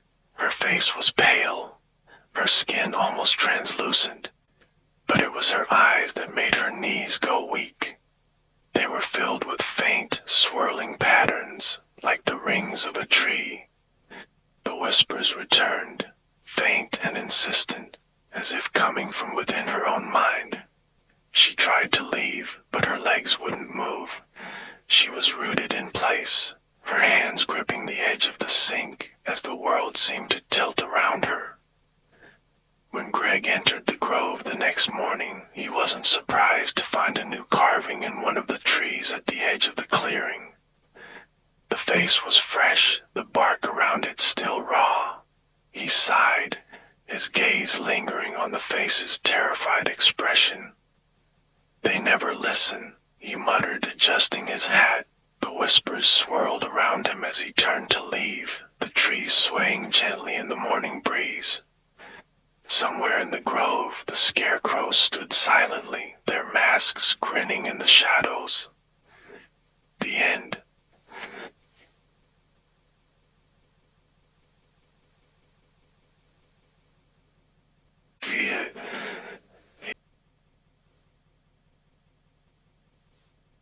The first time Emma noticed me, Barrett, he was slipping out of his house at midnight, a black suitcase in hand. His movements were deliberate, his figure almost ghost-like under the dim glow of the street lights. From her bedroom window, she watched as he walked down the driveway and disappeared into the shadows at the edge of the neighborhood. "Odd," she murmured, but chalked it up to him being one of those reclusive types. Everyone in the neighborhood had whispered about him since he moved in last month, always keeping his blinds shut, never speaking to anyone, and only emerging at night with that same suitcase. Emma might have let it go, if not for what she saw the following evening. It started small, flickering lights in her kitchen, the faint smell of something metallic wafting in from nowhere. Then, while unpacking groceries, she glanced out her front window and froze. Barrett's silhouette stood in his upstairs window, perfectly still, facing her house. Emma ducked out of sight, her heart racing. When she dared to peek again, the window was empty, the blinds drawn tight. A week later, her curiosity got the better of her. She decided to keep an eye on him, casually watching from her front porch as the sun set. She had told herself it wasn't spying, just neighborhood awareness. Barrett stepped outside just as the last traces of daylight disappeared, his black suitcase in hand. "Where does he even go at this hour?" she muttered. She stayed until he disappeared down the road, then made her move. Slipping on a jacket, Emma crossed the street to his house. The air around his property felt colder, somehow heavier. She peered through the front window but could barely make out the darkened interior. The faint glow of a light upstairs caught her attention. She circled around to the side of the house where she could see into the second-story window. Her breath caught in her throat. It was her. Standing in the upstairs room, staring directly at the window, was a woman who looked exactly like her. Same wavy brown hair, same freckled complexion, even wearing a version of her favorite sweater. Emma stumbled back, her pulse thundering in her ears. When she looked again, the figure was gone. She told herself it had to be a trick, her overactive imagination playing games with her. But the strangeness only escalated. The next day, her friends Claire and Ben came over for coffee. As they chatted in the living room, Claire suddenly stopped mid-sentence. "Did you rearrange this place?" she asked, frowning. Emma glanced around. "No. Why?" Claire pointed to the framed photographs on the mantel. "I swear those were different last time I was here." Emma followed her gaze. The photos were of her family, as always, but there was something off. In the background of each image was a shadowy figure, faint and blurry, as though added as an afterthought. Emma's stomach twisted. "Maybe you're just misremembering," she said, though her voice wavered. Ben stared at the photos, his brow furrowed. "No, she's right. That's weird." That night, the whispers started. Lying in bed, Emma heard faint murmurs drifting through her room. She bolted upright, searching for the source, but the house was silent. It wasn't until she turned off the lights that she saw it. A faint shape in the mirror across the room. It looked like her silhouette, but it didn't move when she did.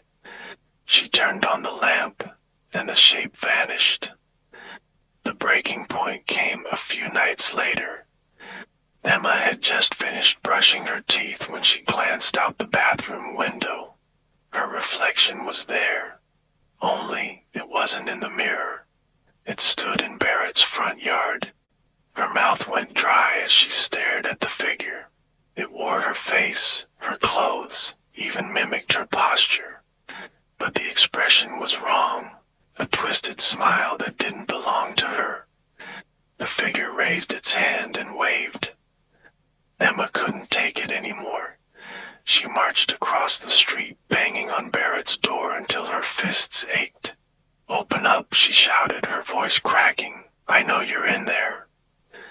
The door creaked open on its own, revealing a dark, musty hallway. A single light flickered at the far end. Emma hesitated, but stepped inside. The air smelled faintly of mothballs and something sickly sweet. "Mr. Barrett," she called, her voice trembling. No response. She followed the flickering light to the living room where the black suitcase sat on the coffee table. It looked unremarkable. Scuffed leather, a silver clasp, but it radiated a strange energy, like the air around it was charged. Her reflection in the dark TV screen behind the suitcase caught her eye. It was distorted, almost melting, her features warping and twisting. "Enough of this," she whispered, reaching for the suitcase. The moment she touched it, the whispers returned, louder now, like voices trapped in a storm. She unlatched the clasp and opened the lid. Inside was a mirror, no larger than a dinner plate. But it wasn't her reflection that stared back. It was her face, detached, lifeless, staring up at her with wide, terrified eyes.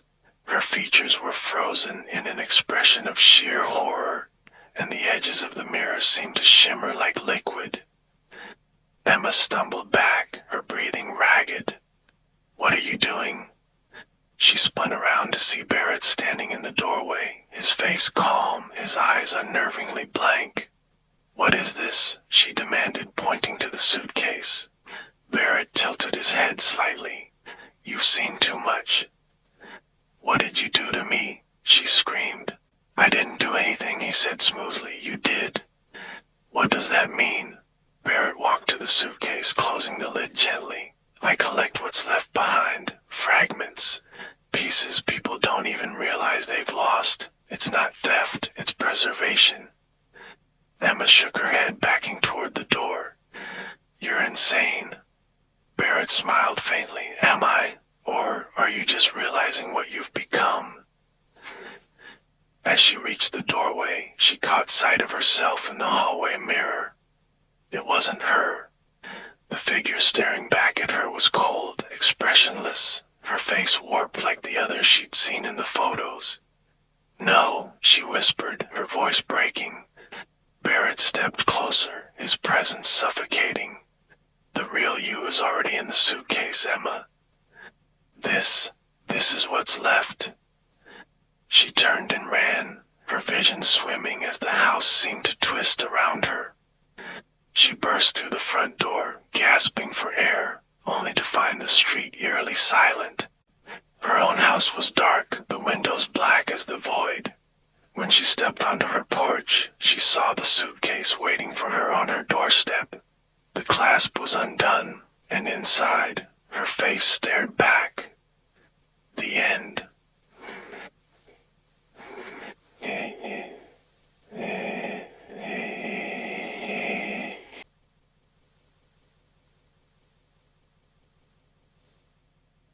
The TV station sat at the edge of town, surrounded by a jungle of weeds and rusted fences.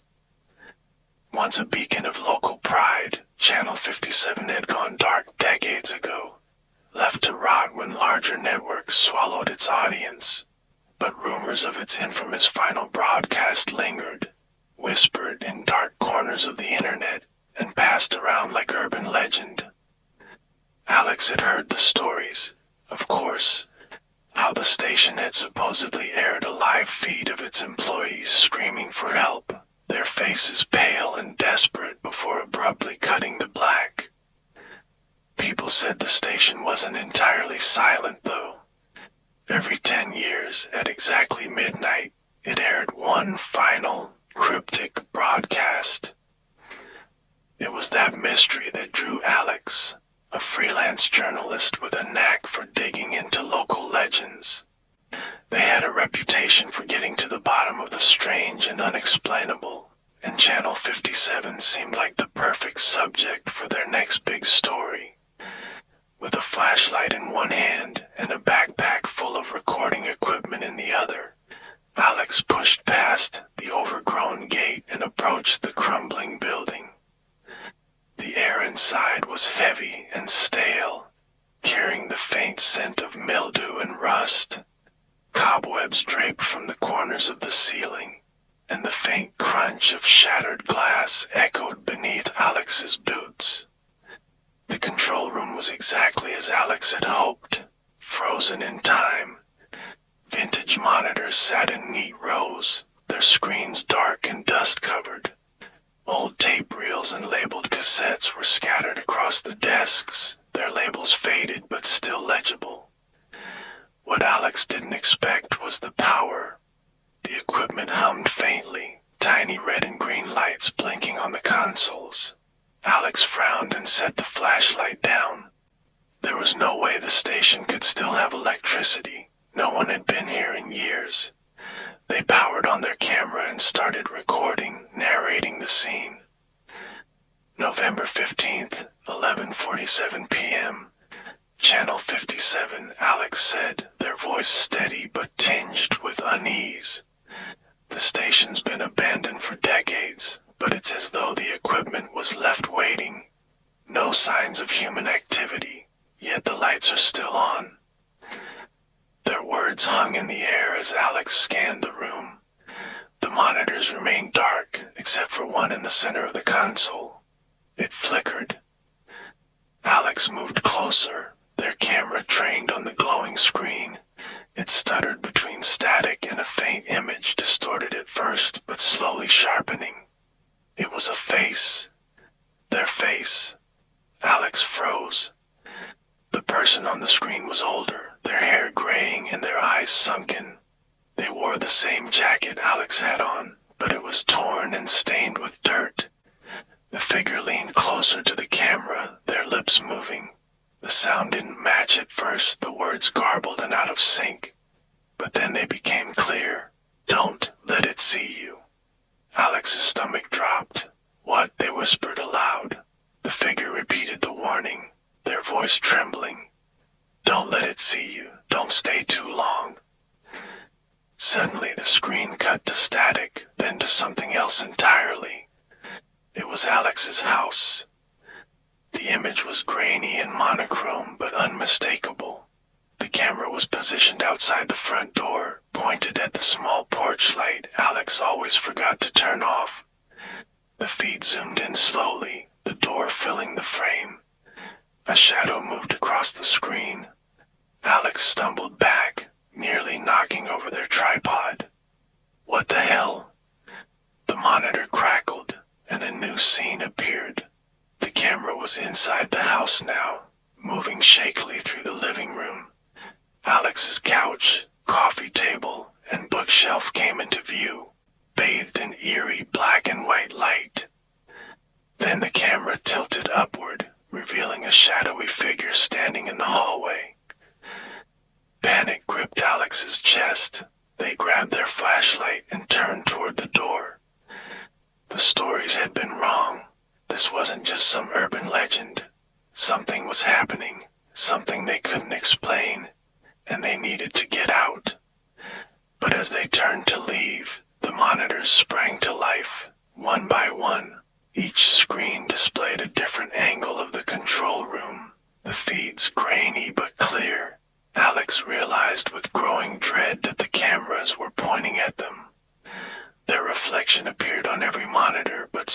was wrong. The figure on the screens wasn't moving like them. It lagged behind, then twitched unnaturally, its head tilting at impossible angles. And then it smiled.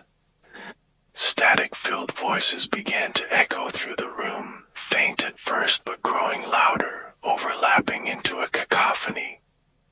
Alex, the sound wrapped around them, coming from nowhere and everywhere at once.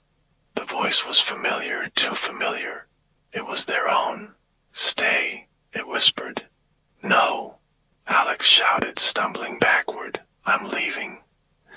They ran for the door, but it slammed shut with a force that shook the walls. The hum of the equipment grew louder, the monitors flashing images in rapid succession. Alex's house, the shadowy figure, the control room, their own distorted reflection. Desperation took over. Alex grabbed a metal stool and swung it at the door, but the wood didn't so much as splinter. Their breath came in ragged gasps as they turned back to the monitors. The distorted version of themselves was still smiling on the screens. Its lips moved again, forming words that didn't match the sound. The voice whispered, "You're part of the story now." "No," Alex said, shaking their head. "No, I'm not." But deep down they could feel the truth. The cameras in the room began to move, their mechanical whirs deafening in the silence. They turned slowly, all pointing directly at Alex. The lights above flickered and dimmed, casting long, shifting shadows across the walls. Alex's reflection on the monitors grew darker, more twisted. They grabbed the nearest piece of equipment, a heavy reel recorder, and hurled it at the largest monitor. The glass shattered, sparks flying, but the reflection remained, grinning from the jagged shards. The static-filled voices returned, louder now, chanting in unison, "Welcome to the broadcast." The equipment around them began to spark, the lights dimming completely. The last thing Alex saw before the room plunged into darkness was their reflection on the shattered screen, smiling back at them. When the lights returned, the control room was empty. The monitors flickered, displaying static before cutting to a live feed. On the screen was Alex, sitting in the same chair they'd filmed earlier, but their faces were older, weathered, and emotionless. The feed zoomed in as Alex stared into the camera, their lips moving. "Don't let it see you," they whispered.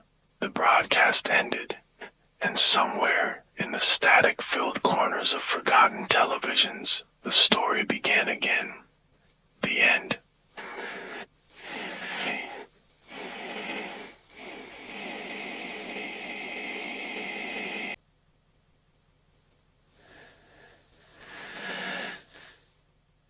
The abandoned amusement park loomed ahead, its rusted gates creaking in the breeze. Clara stood motionless, clutching the flashlight in her trembling hand. Beyond the gates, the park was a ghost of its former self. Broken down rides, shattered windows, and faded signs advertising long-forgotten attractions. But the carousel, centered in the heart of the park, remained pristine. Its painted horses stood frozen mid-gallop, their eyes gleaming unnaturally in the moonlight. This was where the rumors led. This was where her brother had been seen last. "Don't go near the carousel," the locals had warned her. "It feeds on the lost." She hadn't believed them at first, but now, standing before the eerie silhouette of the amusement park, she wasn't so sure. Clara slipped through the broken gate, the crunch of weeds and gravel beneath her boots the only sound. The flashlight beams swept across decayed booths and rotting wooden planks, casting long shadows that seemed to move when she wasn't looking. As she neared the carousel, laughter echoed through the park. High-pitched and childlike, it floated on the breeze, sending chills down her spine. Her flashlight flickered. Clara froze, her breath catching in her throat. The carousel, which had been still moments before, was now spinning. The painted horses blurred as the platform turned, the faint, haunting notes of carnival music rising from its depths. "No power," she whispered, her voice barely audible over the melody. "How?" She stepped closer, the laughter growing louder.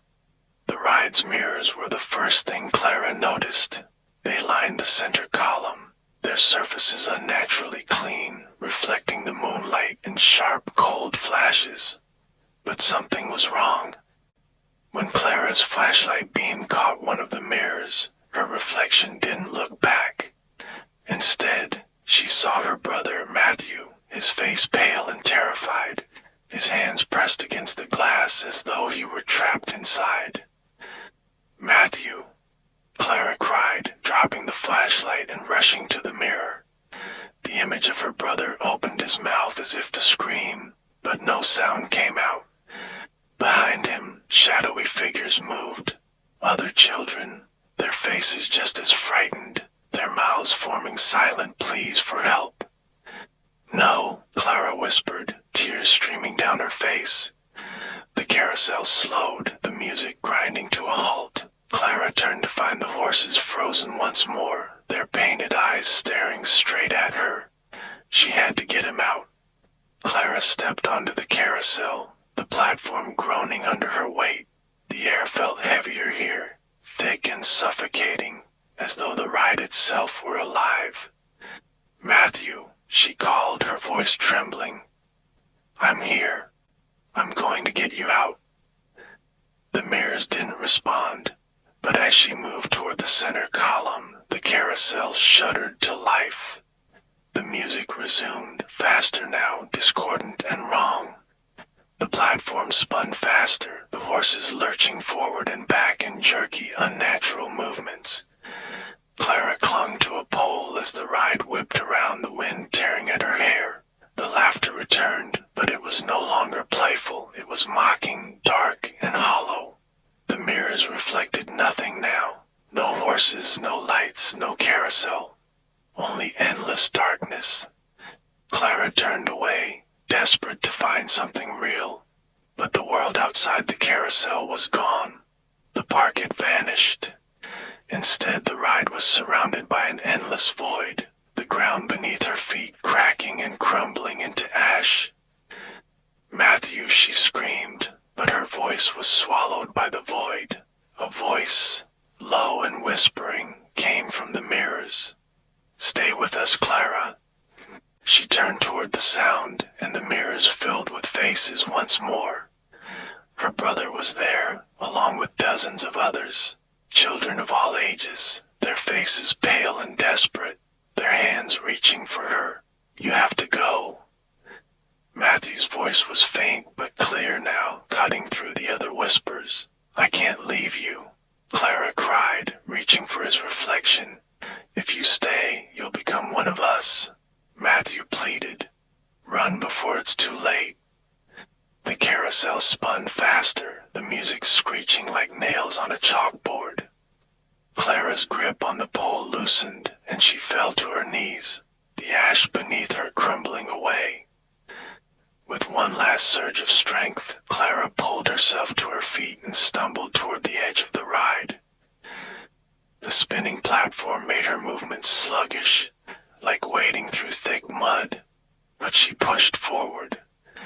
The edge of the carousel was close now, just a few more steps. The whispers rose in a crescendo, the faces in the mirrors growing more frantic. "Stay," the voice hissed, 1,000 voices overlapping into one.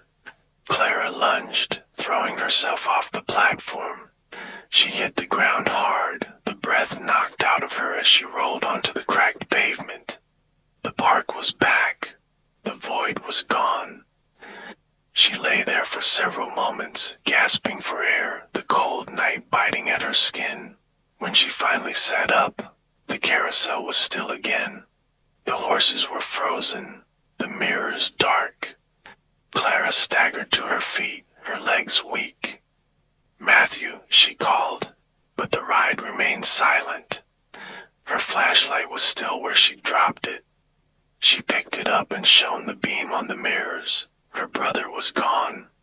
Clara stumbled out of the park, her vision blurry with tears. She didn't stop until she was back at the gate, her chest heaving as she leaned against the rusted bars. She had failed. But as she turned to leave, something caught her eye. In the distance, the carousel began to spin again, its haunting melody rising once more. The mirrors gleamed in the moonlight, and Clara froze as her reflection appeared in one of them. Only it wasn't her. The reflection showed her face, pale and terrified, pressed against the glass. Her eyes were wide, her mouth open in a silent scream. Behind her, shadowy figures moved, their laughter echoing through the night. Clara backed away, trembling. She turned and fled, but no matter how far she ran, she could still hear the carousel's music, faint and mocking, following her into the dark. The end.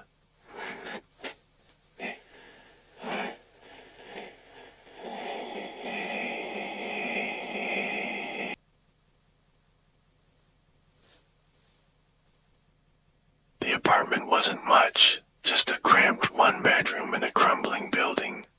But it was cheap, and that was all Mark cared about. After years of bouncing between overpriced rentals, this felt like a steal. Sure, the wallpaper was peeling, the faucet dripped constantly, and the neighbors gave off a weird vibe, but he figured he could live with it. The landlord had been blunt. The last tenant disappeared, left all their stuff behind. Cops cleared it. No foul play, no unpaid rent. You're good if you don't ask questions.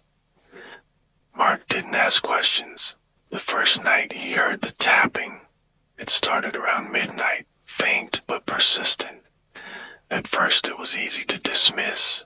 Old buildings creaked, pipes knocked, rats scurried. Mark had dealt with it all before. He turned up the TV and ignored it. But the tapping didn't stop. The second night it grew louder, almost rhythmic.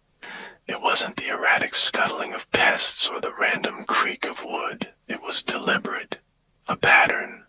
Mark pressed his ear to the wall, his skin prickling at the cold surface. The tapping came again, slow and steady, like someone knocking from the other side. He laughed nervously and pulled away. "It's nothing," he muttered, "just my imagination." By the fourth night, he couldn't sleep. The tapping was relentless now, echoing through the apartment no matter where he stood. Mark found himself staring at the walls as if expecting them to move, his nerves fraying with each passing hour. Finally, he grabbed his toolbox. "If there's a rat in there, I'm getting rid of it," he muttered, drilling a small hole into the wall. The plaster crumbled easily, revealing darkness beyond. He squinted, shining his phone flashlight into the void. Then he saw it, an eye. It blinked. Mark stumbled back, dropping his phone. His heart pounded as he scrambled to pick it up, the beam of light shaking as he aimed it at the hole again. The eye was gone. A voice, low and trembling, whispered from the wall, "Don't look." Mark didn't sleep that night. He sat in his kitchen clutching a mug of coffee, his mind racing. It had to be some kind of joke. Maybe the landlord had a weird sense of humor, or one of the neighbors had access to the walls. But as dawn broke, Mark noticed something that made his blood run cold. A note, written in shaky handwriting, was taped to his door. "Stop looking." The neighbors started acting strange after that. Mrs. Kowalski, the elderly woman down the hall who had been warm and chatty during his first few days, now avoided his gaze. Mr. Grayson, the gruff man in 2B, stood in the hallway one afternoon, staring at Mark's door like he was waiting for something. "Hey," Mark said, his voice echoing in the silence. Grayson turned slowly, his face blank. Then he smiled, an unnervingly wide, unnatural smile. Without a word, he walked away. The notes continued, appearing every morning. You need to leave. It sees you, don't break the wall. But Mark couldn't stop thinking about the eye, the voice, the hollow darkness behind the wall. On the seventh night, the tapping changed. It was no longer rhythmic but frantic, desperate, like someone pounding on the wall with bare fists. Mark's anxiety turned to anger. Enough, he shouted. Grabbing his hammer, he swung at the wall, plaster flying as he ripped through it. Dust filled the air, coating his face and arms, but he didn't stop until the hole was large enough to climb through.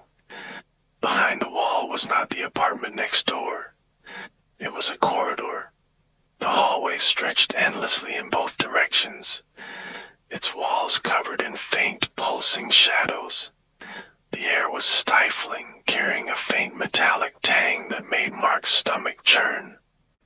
The whispers began as soon as he stepped inside. They came from everywhere and nowhere, overlapping and unintelligible, but his name was unmistakable among them, Mark. The flashlight beam danced along the walls, revealing faint impressions. Faces pressed into the surface, their mouths open in silent screams. Mark stumbled back, his breath coming in short gasps. He turned toward the hole he'd created, but it was gone. The opening had been replaced by more wall, smooth and seamless. No, he whispered, pounding his fists against the surface. No, no, no. The whispers grew louder. Mark ran, the corridor narrowing as he moved. The shadows on the walls shifted and swirled, taking on distorted human shapes that reached for him. Let me out, he screamed, his voice echoing endlessly. Up ahead, a flickering light illuminated a door. He sprinted toward it, his hope surging. The door opened easily, revealing his apartment. He stumbled inside, gasping with relief. Everything was as it had been. The couch, the TV, the dishes in the sink. But something felt wrong. The air was too still. The tapping was gone, replaced by a suffocating silence. He walked to the mirror above his bathroom sink and froze. It wasn't his reflection staring back. The man in the mirror was him, but older, his face gaunt, his eyes hollow, his skin pale and stretched tight over his bones. The reflection smiled, its teeth yellow and uneven. Mark stumbled away, his legs trembling. Behind him, the apartment began to change. The walls stretched and twisted, the ceiling rising impossibly high. The floor cracked and splintered, revealing more of the endless corridor beneath. Mark turned to run, but the shadows in the walls moved faster, their arms reaching out and pulling him into the darkness. When Mark awoke, he was in the corridor again, but this time it was different. The walls were smoother, polished, and lined with mirrors. Each reflection showed him at different stages of his life. Young, carefree, angry, terrified. In the distance, the whispers grew louder. Mark. He walked toward the sound, the mirrors distorting his reflection as he moved. At the end of the hallway was a new mirror, larger than the rest. As he approached, he realized it wasn't a reflection. It was his apartment, frozen in time, as though he were staring at it from the other side of a glass wall.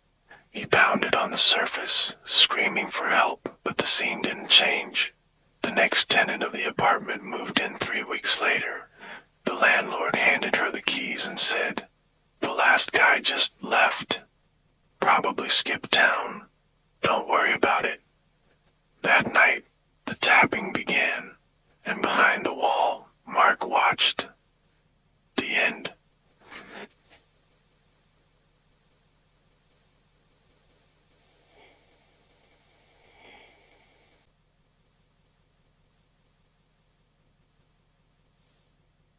The wind bit sharply at Kate's face as she tightened her scarf and scanned the skeletal forest. Thick pines, normally draped in emerald vibrancy, stood brittle and barren, their bark peeling in jagged patterns that resembled claw marks. She adjusted the radio on her hip. "Dylan, you see anything?" Static crackled before his voice came through. "Nothing but dead squirrels and a whole lot of eerie." Kate sighed, her boots crunching against the frost-laden ground. It had been 3 weeks since the first report of unusual wildlife deaths in Everwhite National Park, and the situation had only worsened. Birds had stopped chirping, and the usual scurrying of animals in the underbrush was eerily absent. Most unsettling were the spirals, skeletal remains of animals arranged in near-perfect circles, as though some unseen hand had placed them there. When she and Dylan arrived as reinforcements, the park felt more like a graveyard. The day wore on, the weak winter sun casting long shadows through the dying trees. They worked in silence, documenting fallen animals, cataloging the spiral formations. As they ventured deeper into the forest, Kate noticed how unnaturally quiet it had become. Even the sound of their footsteps seemed muffled. "Do you feel that?" Dylan asked, pausing mid-step. His breath steamed in the frigid air. "What?" "The ground. It's warm." Kate crouched, brushing away a thin layer of frost. He was right. The soil was oddly warm to the touch, like embers beneath an ash pile. A faint tremor passed beneath her fingertips, almost imperceptible, but enough to make her pull back. "That's not normal," she muttered. They returned to the ranger station just before sundown. Kate pored over the park's archival photographs, a dusty collection housed in a metal filing cabinet that seemed untouched for decades. Most of the pictures were mundane. Hikers smiling at trailheads, families fishing by frozen lakes. Then she found it. A series of grainy black and white images showed a logging camp nestled in the very heart of the forest. Men posed beside massive stacks of freshly cut timber, their smiles unnervingly wide. The last photo caught her breath, a group of workers standing in front of the trees. But the trees weren't still. The blurred movement in the background suggested branches twisting and writhing. Her radio crackled. "Hey Kate, you there?" "Yeah, what's up?" "Something's not right outside," Dylan said, his voice tight with unease. "The trees look different." Kate peered out the cabin window.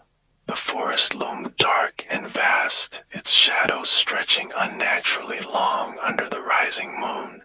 The trees, their barkless limbs stark against the night, seemed to sway despite the absence of wind.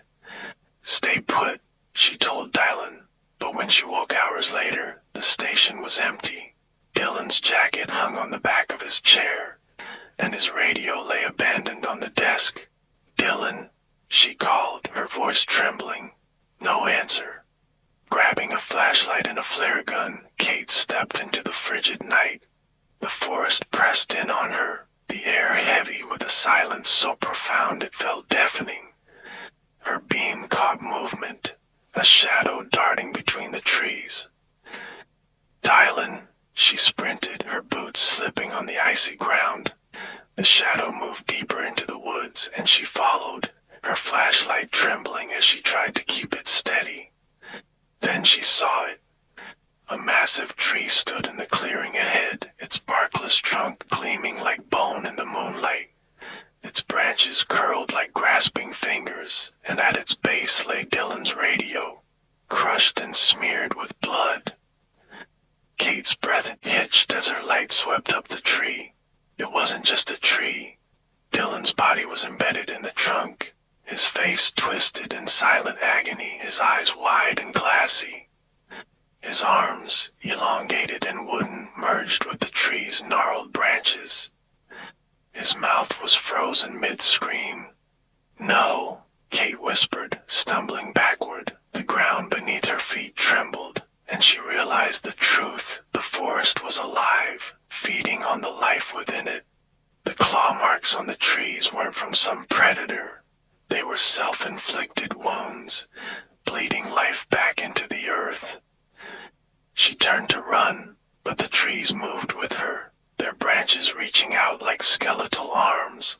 One snagged her jacket, ripping her off balance. She fired the flare gun blindly, the bright light briefly illuminating the monstrous forest. As she stumbled into a clearing, the spirals came into view again, this time larger, more deliberate. The remains of animals weren't just arranged randomly. They formed a grotesque offering to whatever ancient force controlled the forest. Kate fell to her knees, gasping for air. The trees swayed closer, their movements synchronized like predators circling prey. She realized escape was impossible.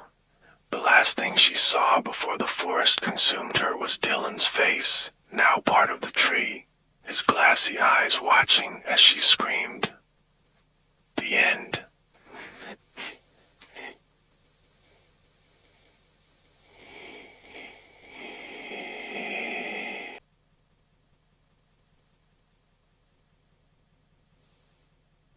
Evelyn tightened her scarf against the biting wind as she approached the grandiose decay of the Red Veil Theater. Its faded crimson facade loomed like a forgotten relic, the paint peeling in jagged strips. The flyer in her hand, crisp despite the damp air, promised a once-in-a-lifetime opportunity with the Master of Strings. Only the finest will become part of his immortal cast, the flyer had read, its ornate script drawing her in like a whisper. For a struggling actress in a nameless town, it felt like fate. The interior was worse than the outside. Dust blanketed the grand chandeliers, cobwebs hung like curtains, and the faint scent of mildew mingled with something metallic. Evelyn hesitated before the stage, where a single spotlight illuminated a stool and an antique mask resting on its seat. Other actors milled about the shadowed seats of the audience, their faces expressionless. None acknowledged her. Evelyn Gray. A voice boomed, deep and resonant. It seemed to come from everywhere at once. Yes, she called back, her voice barely steady. Your audition begins now. Take the stage. The spotlight dimmed, its beam narrowing like an eye. Evelyn stepped into its center and picked up the mask. It was cold and unnervingly smooth, its features blank save for hollow eye sockets and a thin-lipped grin. Put it on, the voice commanded. Her hands trembled as she complied. The moment the mask touched her face, a chilling sensation swept through her body, as though icy fingers were running along her spine. Perform, the voice demanded. Evelyn cleared her throat and began her monologue. Her words filled the empty theater, her voice steady despite the unease clawing at her chest. But as she spoke, something changed. Her arms stiffened, her legs locked into unnatural poses. She tried to move, but her limbs jerked and twitched as though controlled by unseen strings. What's happening? She stammered, her voice faltering. The other actors in the audience turned their heads in perfect unison. Their eyes, glassy and lifeless, followed her every movement. Their bodies twitched in jerky motions as if manipulated by an unseen hand. Evelyn's breathing quickened. She yanked at her arms, trying to wrest control of her body, but her movements only grew more puppet-like, her arms swinging and legs stepping with exaggerated stiffness. The invisible strings were tightening, pulling her against her will. No, she shouted, ripping at the mask, but it wouldn't budge. It was as if it had fused to her skin. She turned toward the exits, but they were gone. In their place stood massive mirrors that reflected not herself, but a grotesque wooden puppet.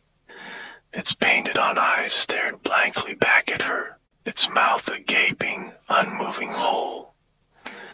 She froze, horror pooling in her gut. That can't be me, she whispered, but the puppet in the mirror mimicked her every struggle, every futile tug against the invisible strings. The voice returned, softer now, but no less commanding. Do you feel it, Evelyn?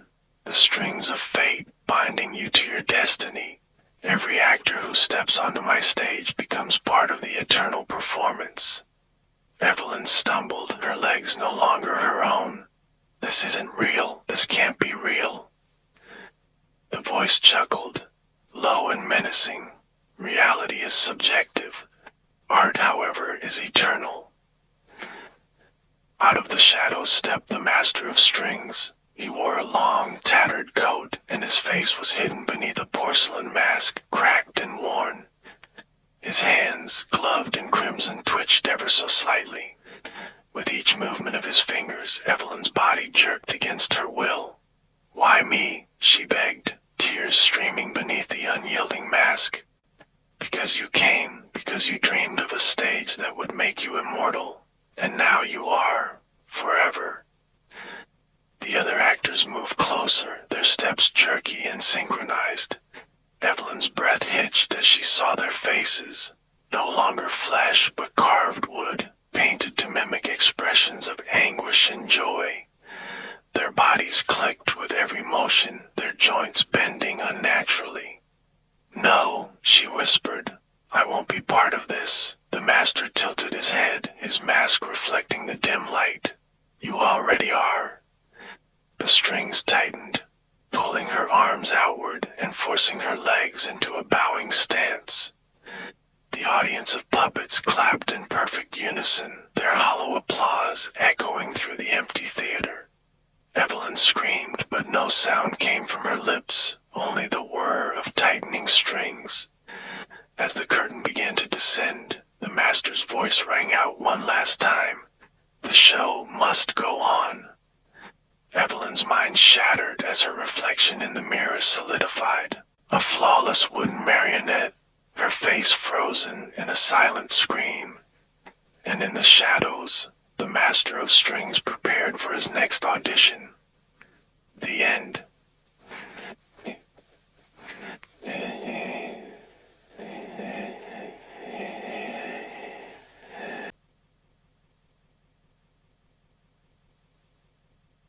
Lena sat at her desk in the dimly lit call center, the steady hum of fluorescent lights above blending with the endless buzz of customer complaints in her headset. The city outside the foggy windows was a gray labyrinth of half-broken signals and dropped calls, the perfect environment for her dead-end tech support job. Her screen blinked with a new ticket. Phone acting. Haunted. She read aloud, smirking. "What now?" asked her coworker Tim, leaning over his cubicle wall. "Some joker thinks their phone is possessed," she replied, rolling her eyes. "Probably just a busted app." Lena clicked into the report. The caller had described bizarre issues. Their phone rang incessantly with no caller ID. Voicemail messages appeared with distorted voices. And once, they'd woken up to find the phone screen flashing random numbers in the dark. She dialed the customer, a man named Eric, and waited. When he answered, his voice was shaky. "Hello, is this tech support?" "Yes, sir, I'm here to help," Lena said, switching to her professional tone. "What seems to be the problem?" "It's my phone," Eric whispered. "It won't stop. It keeps ringing, but there's no one there. And the voicemails, you need to listen to them." "Have you tried resetting your device?" she asked, stifling a yawn. "No, you don't get it," Eric snapped. "I'm not imagining this. The voices, they're saying my name. They're asking for help." Lena hesitated. Something in his voice made her uneasy. "Okay, let me remotely access your phone. I'll check it out." A few keystrokes later, she was in. As she navigated his voicemail inbox, her fingers froze. Among mundane messages from coworkers and family were recordings marked with no timestamp, labeled only as unknown caller.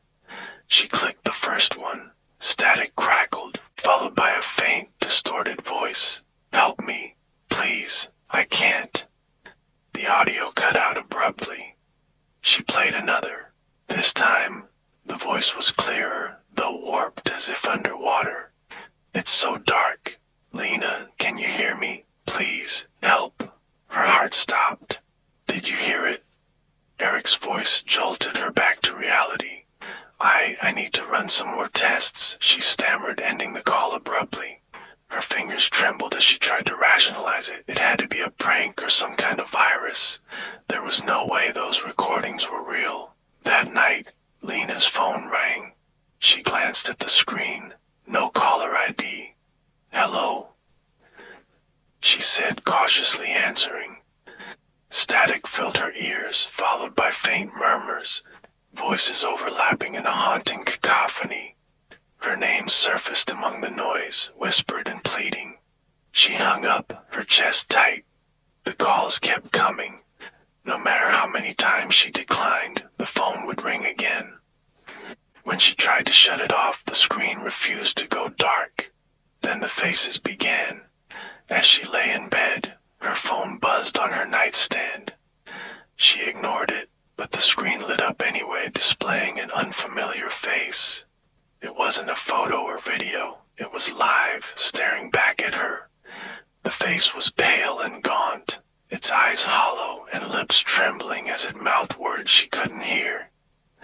She threw the phone across the room, but the screen stayed on, casting an eerie glow on her apartment walls. By morning, Lena was exhausted. Her phone sat silent, as if mocking her. She called Tim, desperate to hear a normal voice. "Tim, it's Lena. Something's happening with my phone." "Hey, Lena," Tim interrupted, his voice chipper. "How's it going?" "I just told you. Oh man, remember when we went to that concert last year? Crazy night," he laughed. "What? Tim, what are you talking about?" But his responses were disjointed, unnatural. Then to her horror, she realized the conversation wasn't live, it was pre-recorded. Her words were being spliced into a fabricated dialogue. The line went dead. She rushed to the window, desperate for a break from the madness. On the sidewalk below, people stood motionless, their faces illuminated by the glow of their phones.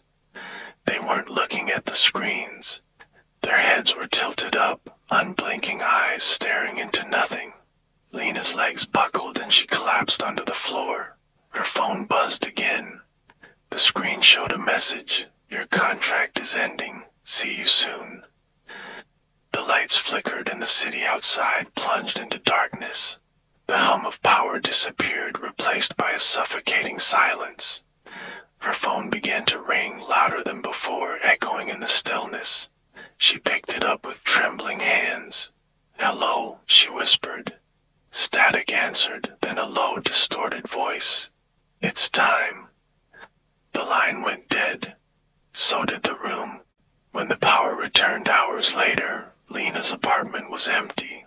Her phone lay on the floor, still ringing. The end.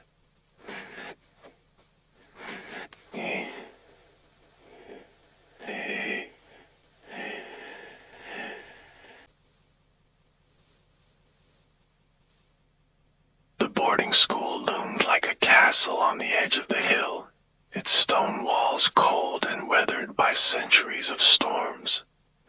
Caleb wasn't the type to believe in ghost stories, but the whispers about the room without shadows had hooked him from the moment he overheard them. "Every 10 years it happens," whispered Maggie, one of his classmates, her voice hushed and conspiratorial.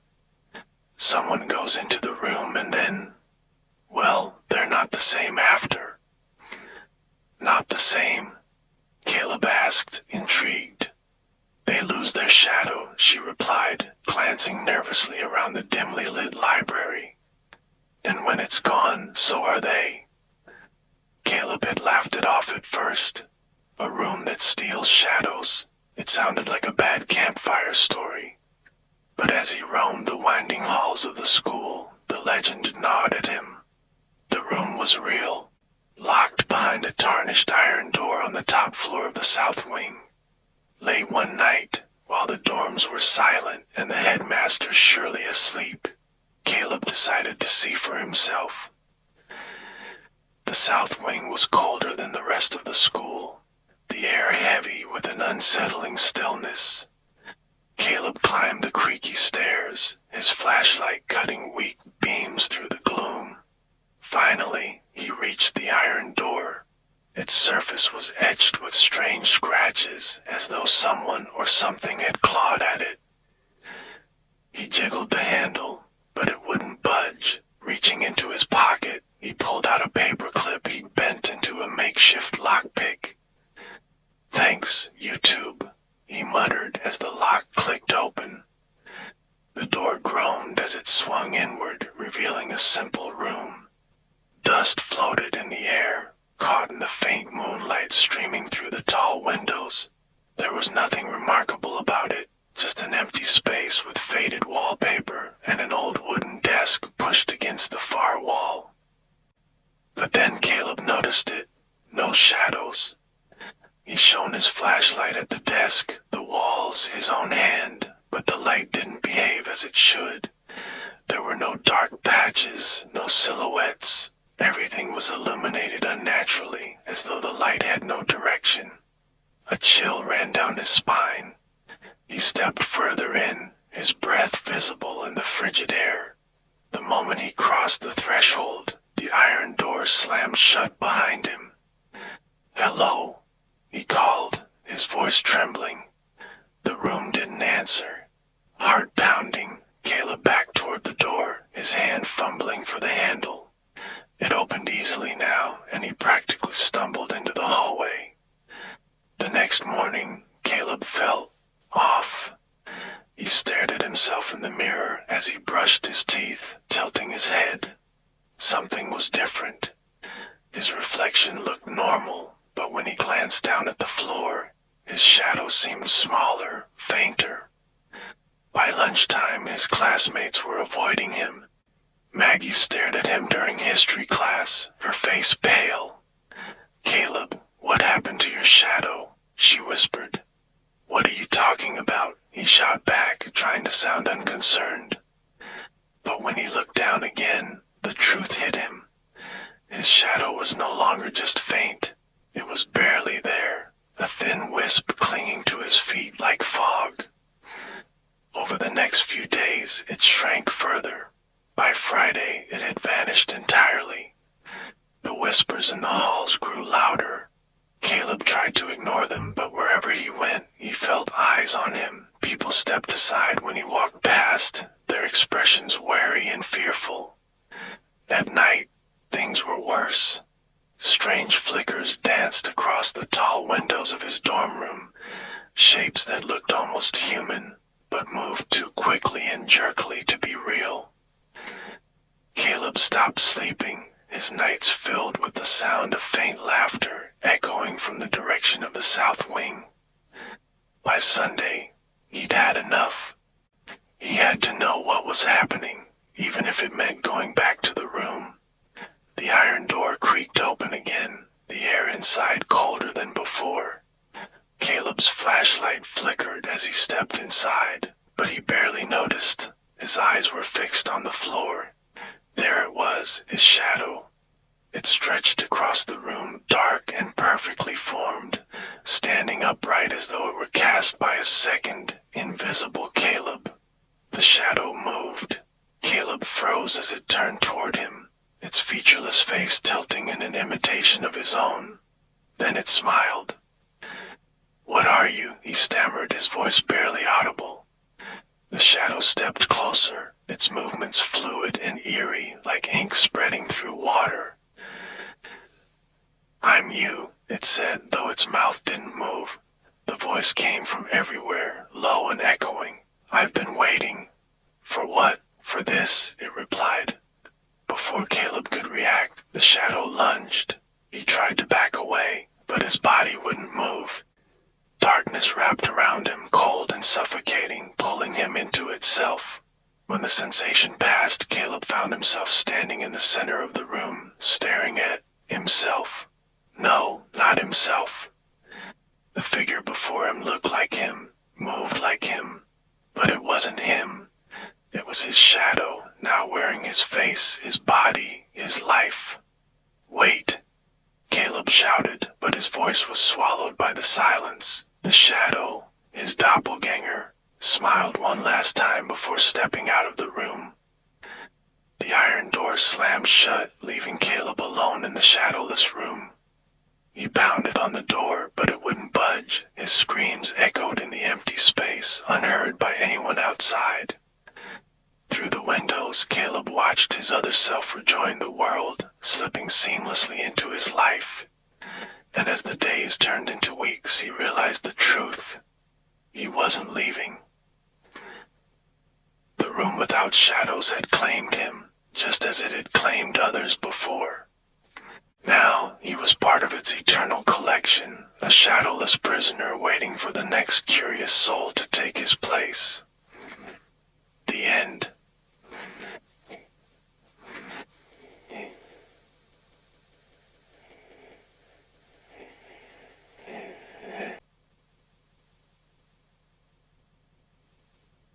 The blizzard hit the village harder than anyone expected.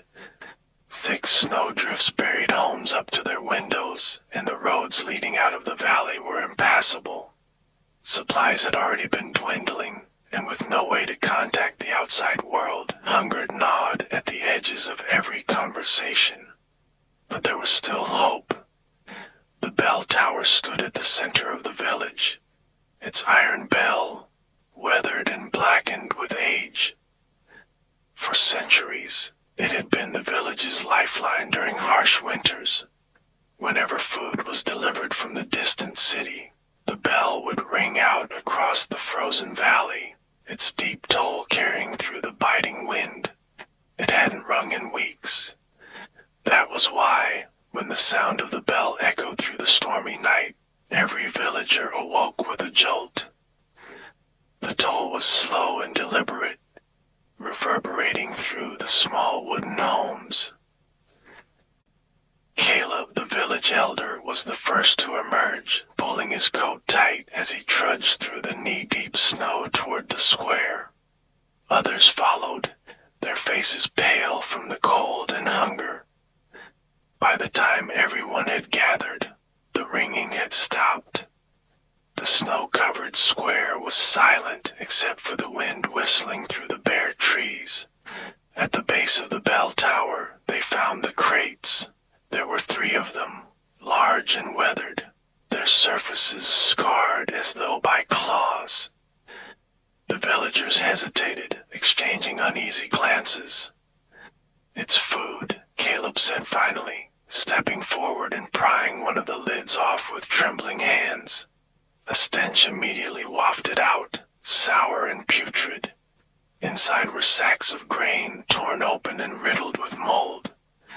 A few rotting vegetables rolled free, their once bright skins blackened and oozing. "What is this?" whispered Greta, a young mother clutching her child. "Who sent this?" Another man muttered, looking around as though an answer might emerge from the snow. Inside the second crate, they found a small leather-bound book. Caleb flipped it open, his eyes narrowing as he scanned the pages. "It's a diary," he said. "What does it say?" Greta asked, her voice sharp with desperation. Caleb hesitated, then began to read aloud. "The winter of 1783. The frost took the crops, and the snow buried the rest. Hunger makes beasts of men. First it was the livestock, then the dogs, then each other. Those who partook bore the mark, blackened teeth, sunken eyes, shadows in their wake. A collective shudder ran through the crowd. 'We should burn it,' someone muttered, but Caleb shook his head. 'This is history. Warnings, perhaps. But warnings of what?' Over the next few days, the village seemed to shift as though the snow itself carried the weight of something unseen. People began disappearing. It started with Tom, the butcher's son, who left early one morning to search for firewood and never returned. The search party found his sled abandoned near the edge of the forest, the woods stacked neatly but streaked with blood.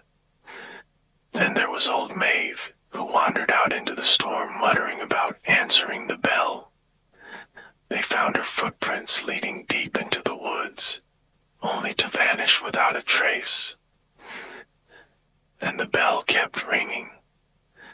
Its toll came at random intervals, sometimes in the dead of night, sometimes at dawn. Each time the sound seems louder, deeper, and closer, as though the bell itself were moving through the village. By the fourth day, strange figures began appearing at the edge of the forest. Greta saw them first, their outlines flickering between the trees like shadows cast by an unseen fire. They stood unnaturally still, their heads tilted as if listening. "We need to leave," she whispered to Caleb, clutching her child tightly. "We can't stay here." "There's nowhere to go," Caleb replied grimly, his eyes fixed on the forest. "The roads are buried. We'd freeze before we made it halfway to the city." Greta didn't argue. She knew he was right. That night, the bell rang louder than ever. It didn't stop after a single toll but kept ringing, over and over, the sound shaking the very walls of the homes. Caleb and the others gathered in the square once more, though this time the crowd was smaller. The crates were gone, and in their place was something far worse. In the snow, the villagers found bloody footprints, leading away from the bell tower and into the woods. They were too large to be human, each step pressed deep into the snow as though something heavy had passed through. What is it called?" Greta whispered. No one answered. By morning, half the village was gone. Caleb walked the empty streets, his breath visible in the frigid air. He knocked on doors, only to find houses abandoned, fires still burning in their hearths. When he returned to the square, Greta was waiting for him. Her face was pale, her hands trembling as she held out the diary. "There's more," she said, her voice barely audible. Caleb took the book and read the final entry. "When the bell tolls its last, it is not a warning but a summons. It calls them forth, the ones who walked before us, the ones who hungered.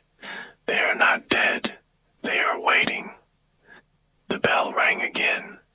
Caleb and Greta turned toward the sound, their hearts pounding. The bell tower loomed in the distance, its dark silhouette stark against the gray sky. As the two of them approached, the snow beneath their feet began to tremble. The bell's final toll echoed through the air, deafening and absolute. And then they came. Shadows poured from the forest, figures with blackened teeth and hollow eyes, their bodies twisted and gaunt. They moved through the village like a tide, their clawed hands reaching for the living. Caleb tried to run, but the snow clung to his legs, dragging him down. Greta screamed as they swarmed her, her voice cut short as blood splattered the pristine white ground.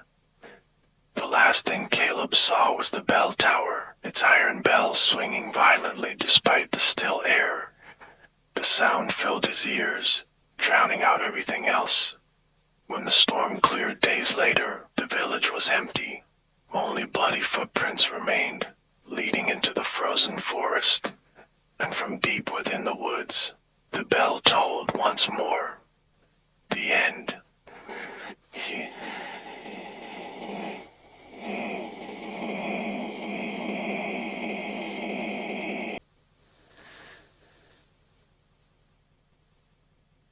The old farmhouse loomed in the distance, its sagging roof barely visible through a thick blanket of vines and overgrown vegetation. Dr. Harper adjusted her camera strap nervously as the research team's jeep rattled along the dirt path, the air thick with the scent of damp earth and decaying leaves. "Looks like nature swallowed this place whole," muttered Blake, one of the junior researchers, as he scanned the property. That's why we're here, Harper replied, masking her unease with a professional tone. Invasive flora like this doesn't just take over without reason. Something is accelerating its growth. The team, a mix of botanists and ecologists, had come to investigate reports of an unidentifiable plant species rapidly overtaking this rural stretch of land. Farmers had abandoned the area decades ago, but satellite images revealed an explosion of greenery in just the last few years.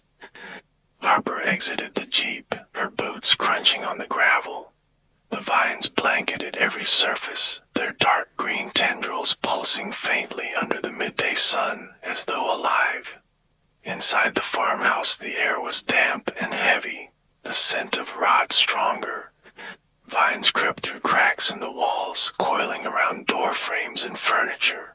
Harper ran a gloved hand along one particularly thick vine, noting its unnatural texture, smooth, almost waxy, like living skin. I don't like this, said Jules, their microbiologist, snapping photos of the vines snaking up the staircase. These plants, they're humming. Humming? Harper frowned, tilting her head. At first she heard nothing but the soft rustle of leaves in the breeze. Then, faintly, a low, vibrating hum reached her ears, barely perceptible but undeniably there. Blake leaned closer to a cluster of vines, shining his flashlight on their surface. It's like they're responding to us, he said, his voice tinged with awe. As he spoke, the vines shifted. Slowly, almost imperceptibly, they stretched toward him. Blake jerked back, stumbling into a chair. Did you see that?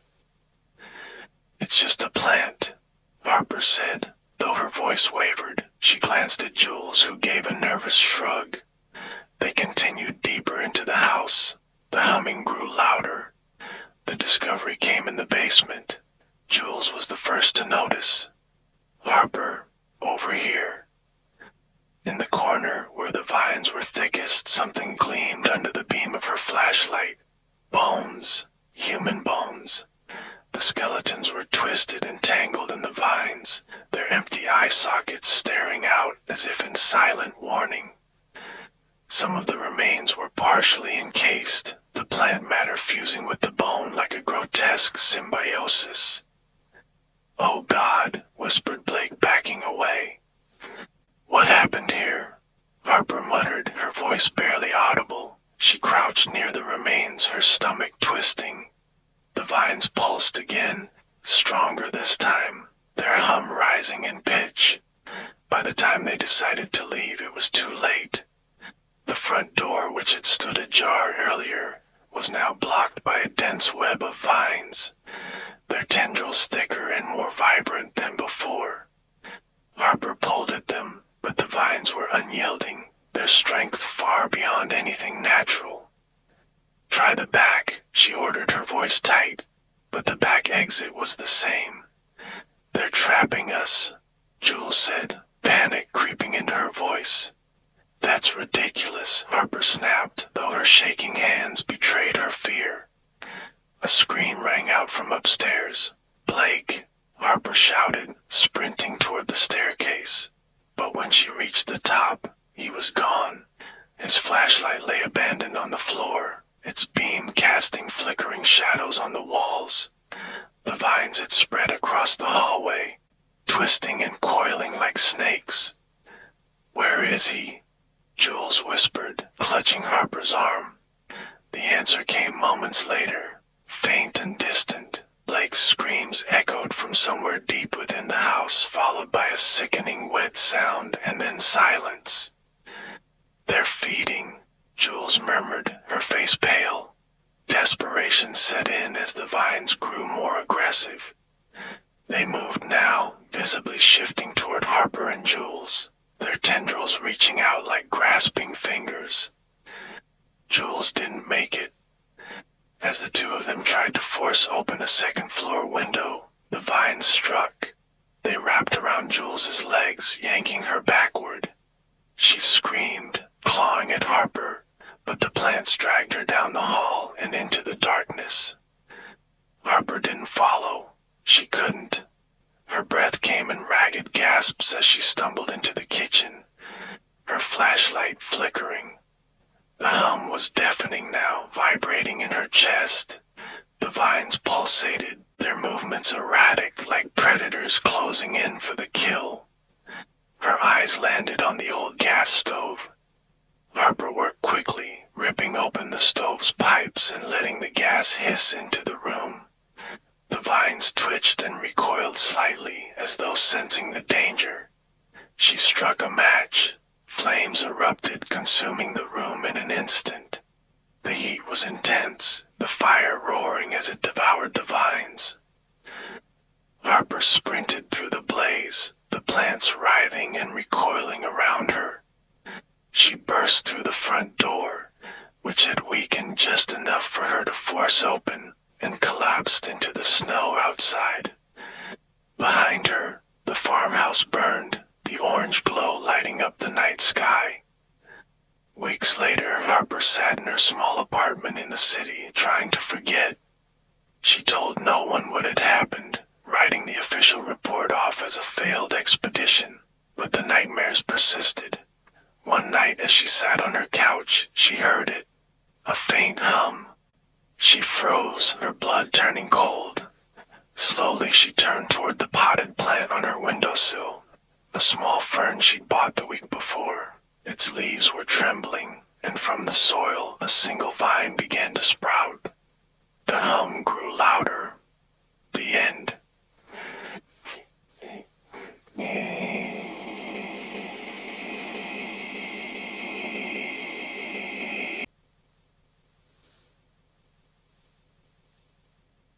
The house was perfect. At least, that's what Sarah had told herself when she signed the lease. A cozy two-story home in a quiet suburban neighborhood with tree-lined streets and friendly neighbors. It was supposed to be a fresh start after her divorce, a place where she could finally find some peace. On our second night, as Sarah unpacked boxes in the living room, she glanced out the window. Across the street, a house stood dark and lifeless. Its shutters hung crooked, and the yard was overgrown, a stark contrast to the pristine homes surrounding it. That's when she saw the figure. In the second-floor window, a woman stood perfectly still, her face pale and gaunt, framed by long, stringy hair. She stared directly at Sarah, unmoving. Sarah froze, her fingers tightening on the box she was holding. The woman's hollow eyes seemed to bore into her, even from across the street. She blinked, shook her head, and looked again. The figure was gone. Just my imagination, Sarah muttered, turning back to her boxes. But unease lingered in the back of her mind, and that night she kept the blinds drawn tight. The next evening, Sarah was making tea when a flicker of movement caught her eye. She turned toward the window, her stomach sinking. The woman was there again, standing in the same window across the street. Her pale face was eerily motionless, and though it was too dark to see clearly, Sarah felt her eyes were locked on her. Sarah's breath quickened. Who even lives there? She whispered to herself. The next morning, she went to her neighbor's house and knocked. A kindly older woman named Doris answered, her gray curls bouncing as she opened the door. "Good morning, dear. How are you settling in?" "Good," Sarah said hesitantly. "I wanted to ask about the house across the street. Does someone live there?" Doris's smile faltered. "Oh, that place. No one's lived there for years. It's been abandoned since the Hendersons moved out. Shame, really. It's just sitting there, falling apart." Sarah's mouth went dry. "I thought I saw someone, a woman, in the window." Doris shook her head. "Probably just a trick of the light, dear. That old place can give you the creeps if you let it." Sarah forced a smile, thanked Doris, and went home. But her unease only grew. That night, the woman reappeared. This time, she was closer. Sarah woke in the middle of the night, her room bathed in moonlight. Something drew her to the window, though she didn't know why. She peeked through the blinds and gasped. The woman was now standing on the lawn of the abandoned house, her pale face turned toward Sarah's window. Her hands hung limply at her sides, but her head tilted slightly, as if beckoning. Sarah stumbled back, her heart racing. She grabbed her phone and dialed the non-emergency line for the police. When the officers arrived, they searched the property and found nothing. "Probably just a prank," one of them said with a shrug. "Kids messing around. Let us know if it happens again." But Sarah knew it wasn't kids. Over the next few days, the woman's presence grew impossible to ignore. Muddy footprints began appearing on Sarah's porch, leading to her front door. At night, faint scratches echoed from her windows, soft and rhythmic like nails on glass. She stopped sleeping, jumping at every creak of the house, every rustle of wind. Her once cozy new home became a prison of shadows and paranoia. One evening, as Sarah sat in her darkened living room staring at the clock, she heard it, a faint, almost imperceptible hum. She turned slowly toward the window. The woman wasn't across the street anymore. She was standing outside Sarah's house. Her face, pale as death, was pressed against the glass, her empty eyes searching for Sarah. Sarah screamed and stumbled back, knocking over a lamp. When she looked again, the woman was gone. Sarah decided she couldn't stay another night. She packed a bag and made plans to stay at a hotel until she could figure out what to do next. But as she stood at the front door, ready to leave, something stopped her. The house was silent, unnaturally so. A chill ran down her spine as she realized she hadn't heard the usual creaks and groans of the old house all evening. Slowly she turned toward the staircase. There, at the top, the woman stood, but this time it was worse. Her face was no longer pressed against glass. She stood fully visible, gaunt and terrifying, her eyes empty pits of shadow. And she wasn't looking at Sarah anymore. She was looking out the window behind her. Sarah's stomach dropped. She spun around, and her breath caught in her throat. The woman was in her window now, staring out at the street, her reflection faint but unmistakable. "No," Sarah whispered, backing away. "No, no, no." Her mind raced as she stumbled outside, needing answers, needing to escape the growing horror. That's when she saw Doris, standing on her porch across the street, watching her. Sarah ran over, desperate for any kind of human connection. "She's here," Sarah painted, tears streaming down her face. "The woman, she's in my house." Doris tilted her head, her expression strange and unreadable. "It's your turn now," she said softly. "What? The house, it's cursed, dear. She takes the ones who live there." Doris's voice was steady, almost apologetic.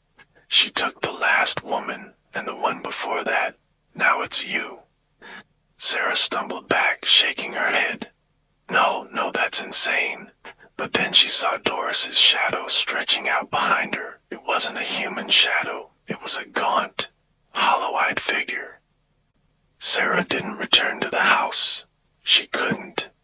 She stayed in a hotel for several nights, unable to sleep, unable to think of anything but the pale woman in her window. But as the days passed, she convinced herself it was over. One evening she returned to pack her belongings. The house was quiet, too quiet. She stepped into the living room and froze.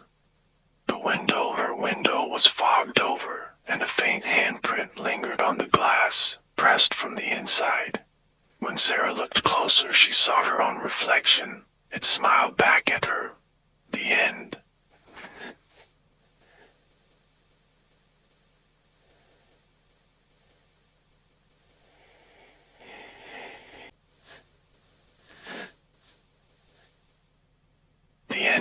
shop smelled of dust and old wood, its dim lighting casting shadows that stretched and warped across the cluttered shelves. James loved places like this. He could spend hours combing through forgotten trinkets and oddities. Today, though, something felt different.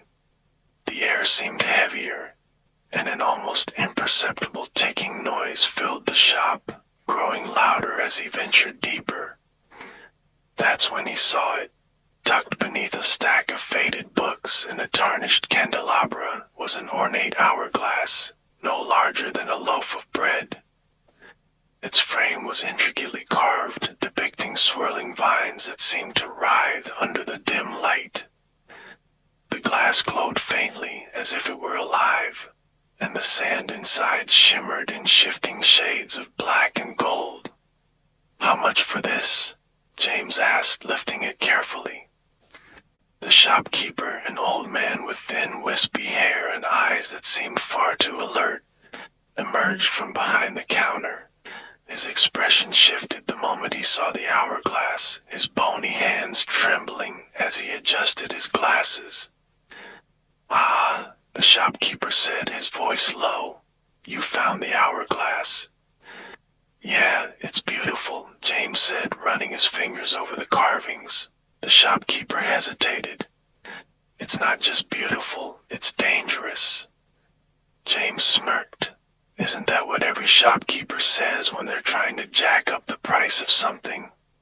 The man didn't smile. "Listen carefully. This is not a toy.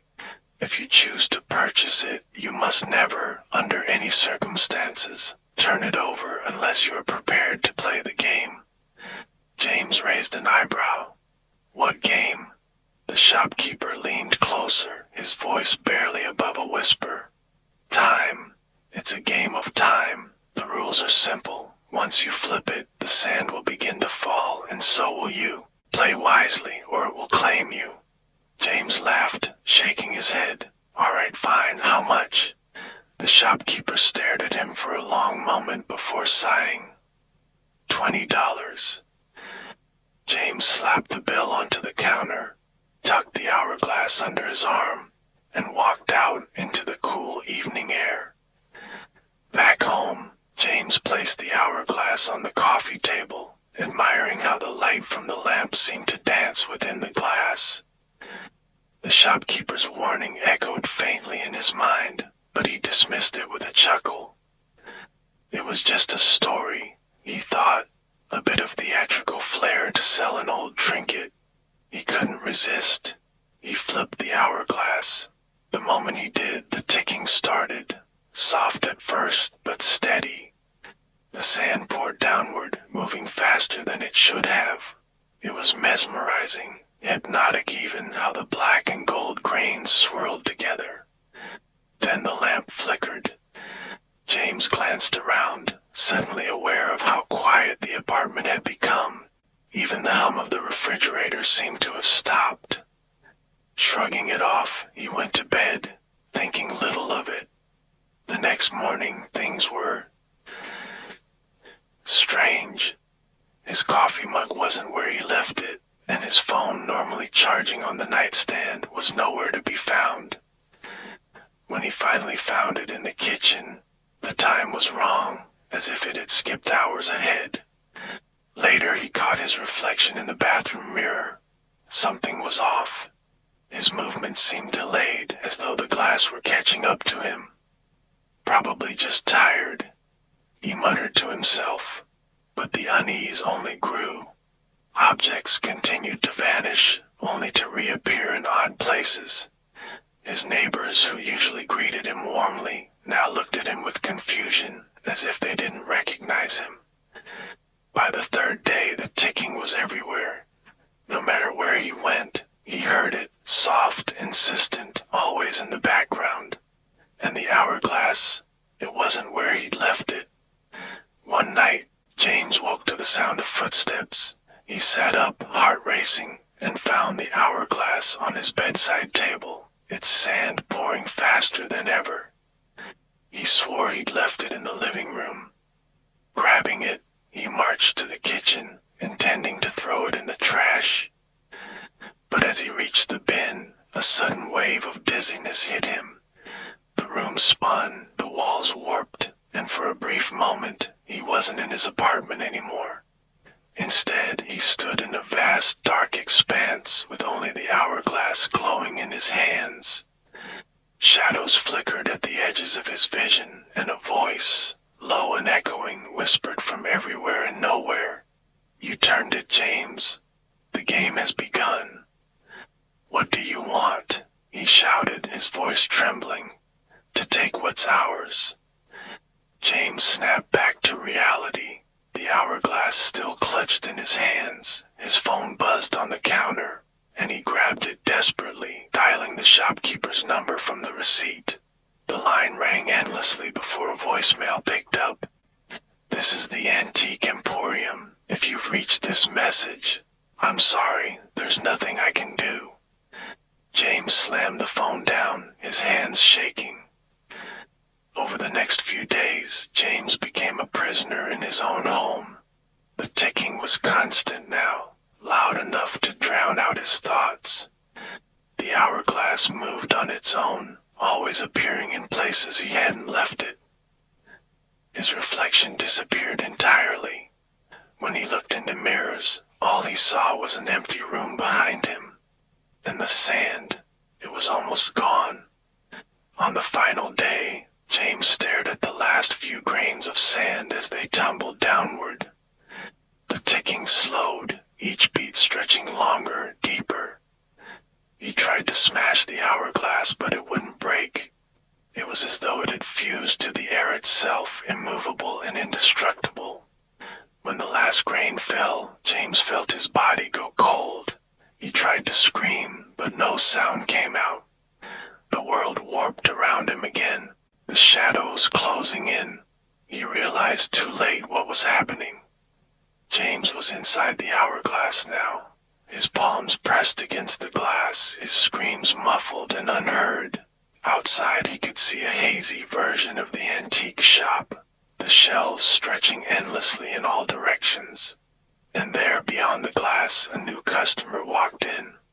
"Ah," the shopkeeper said, his voice warm and inviting. "You found the hourglass." James pounded against the glass, but the customer didn't notice. The game was hard reset. The end.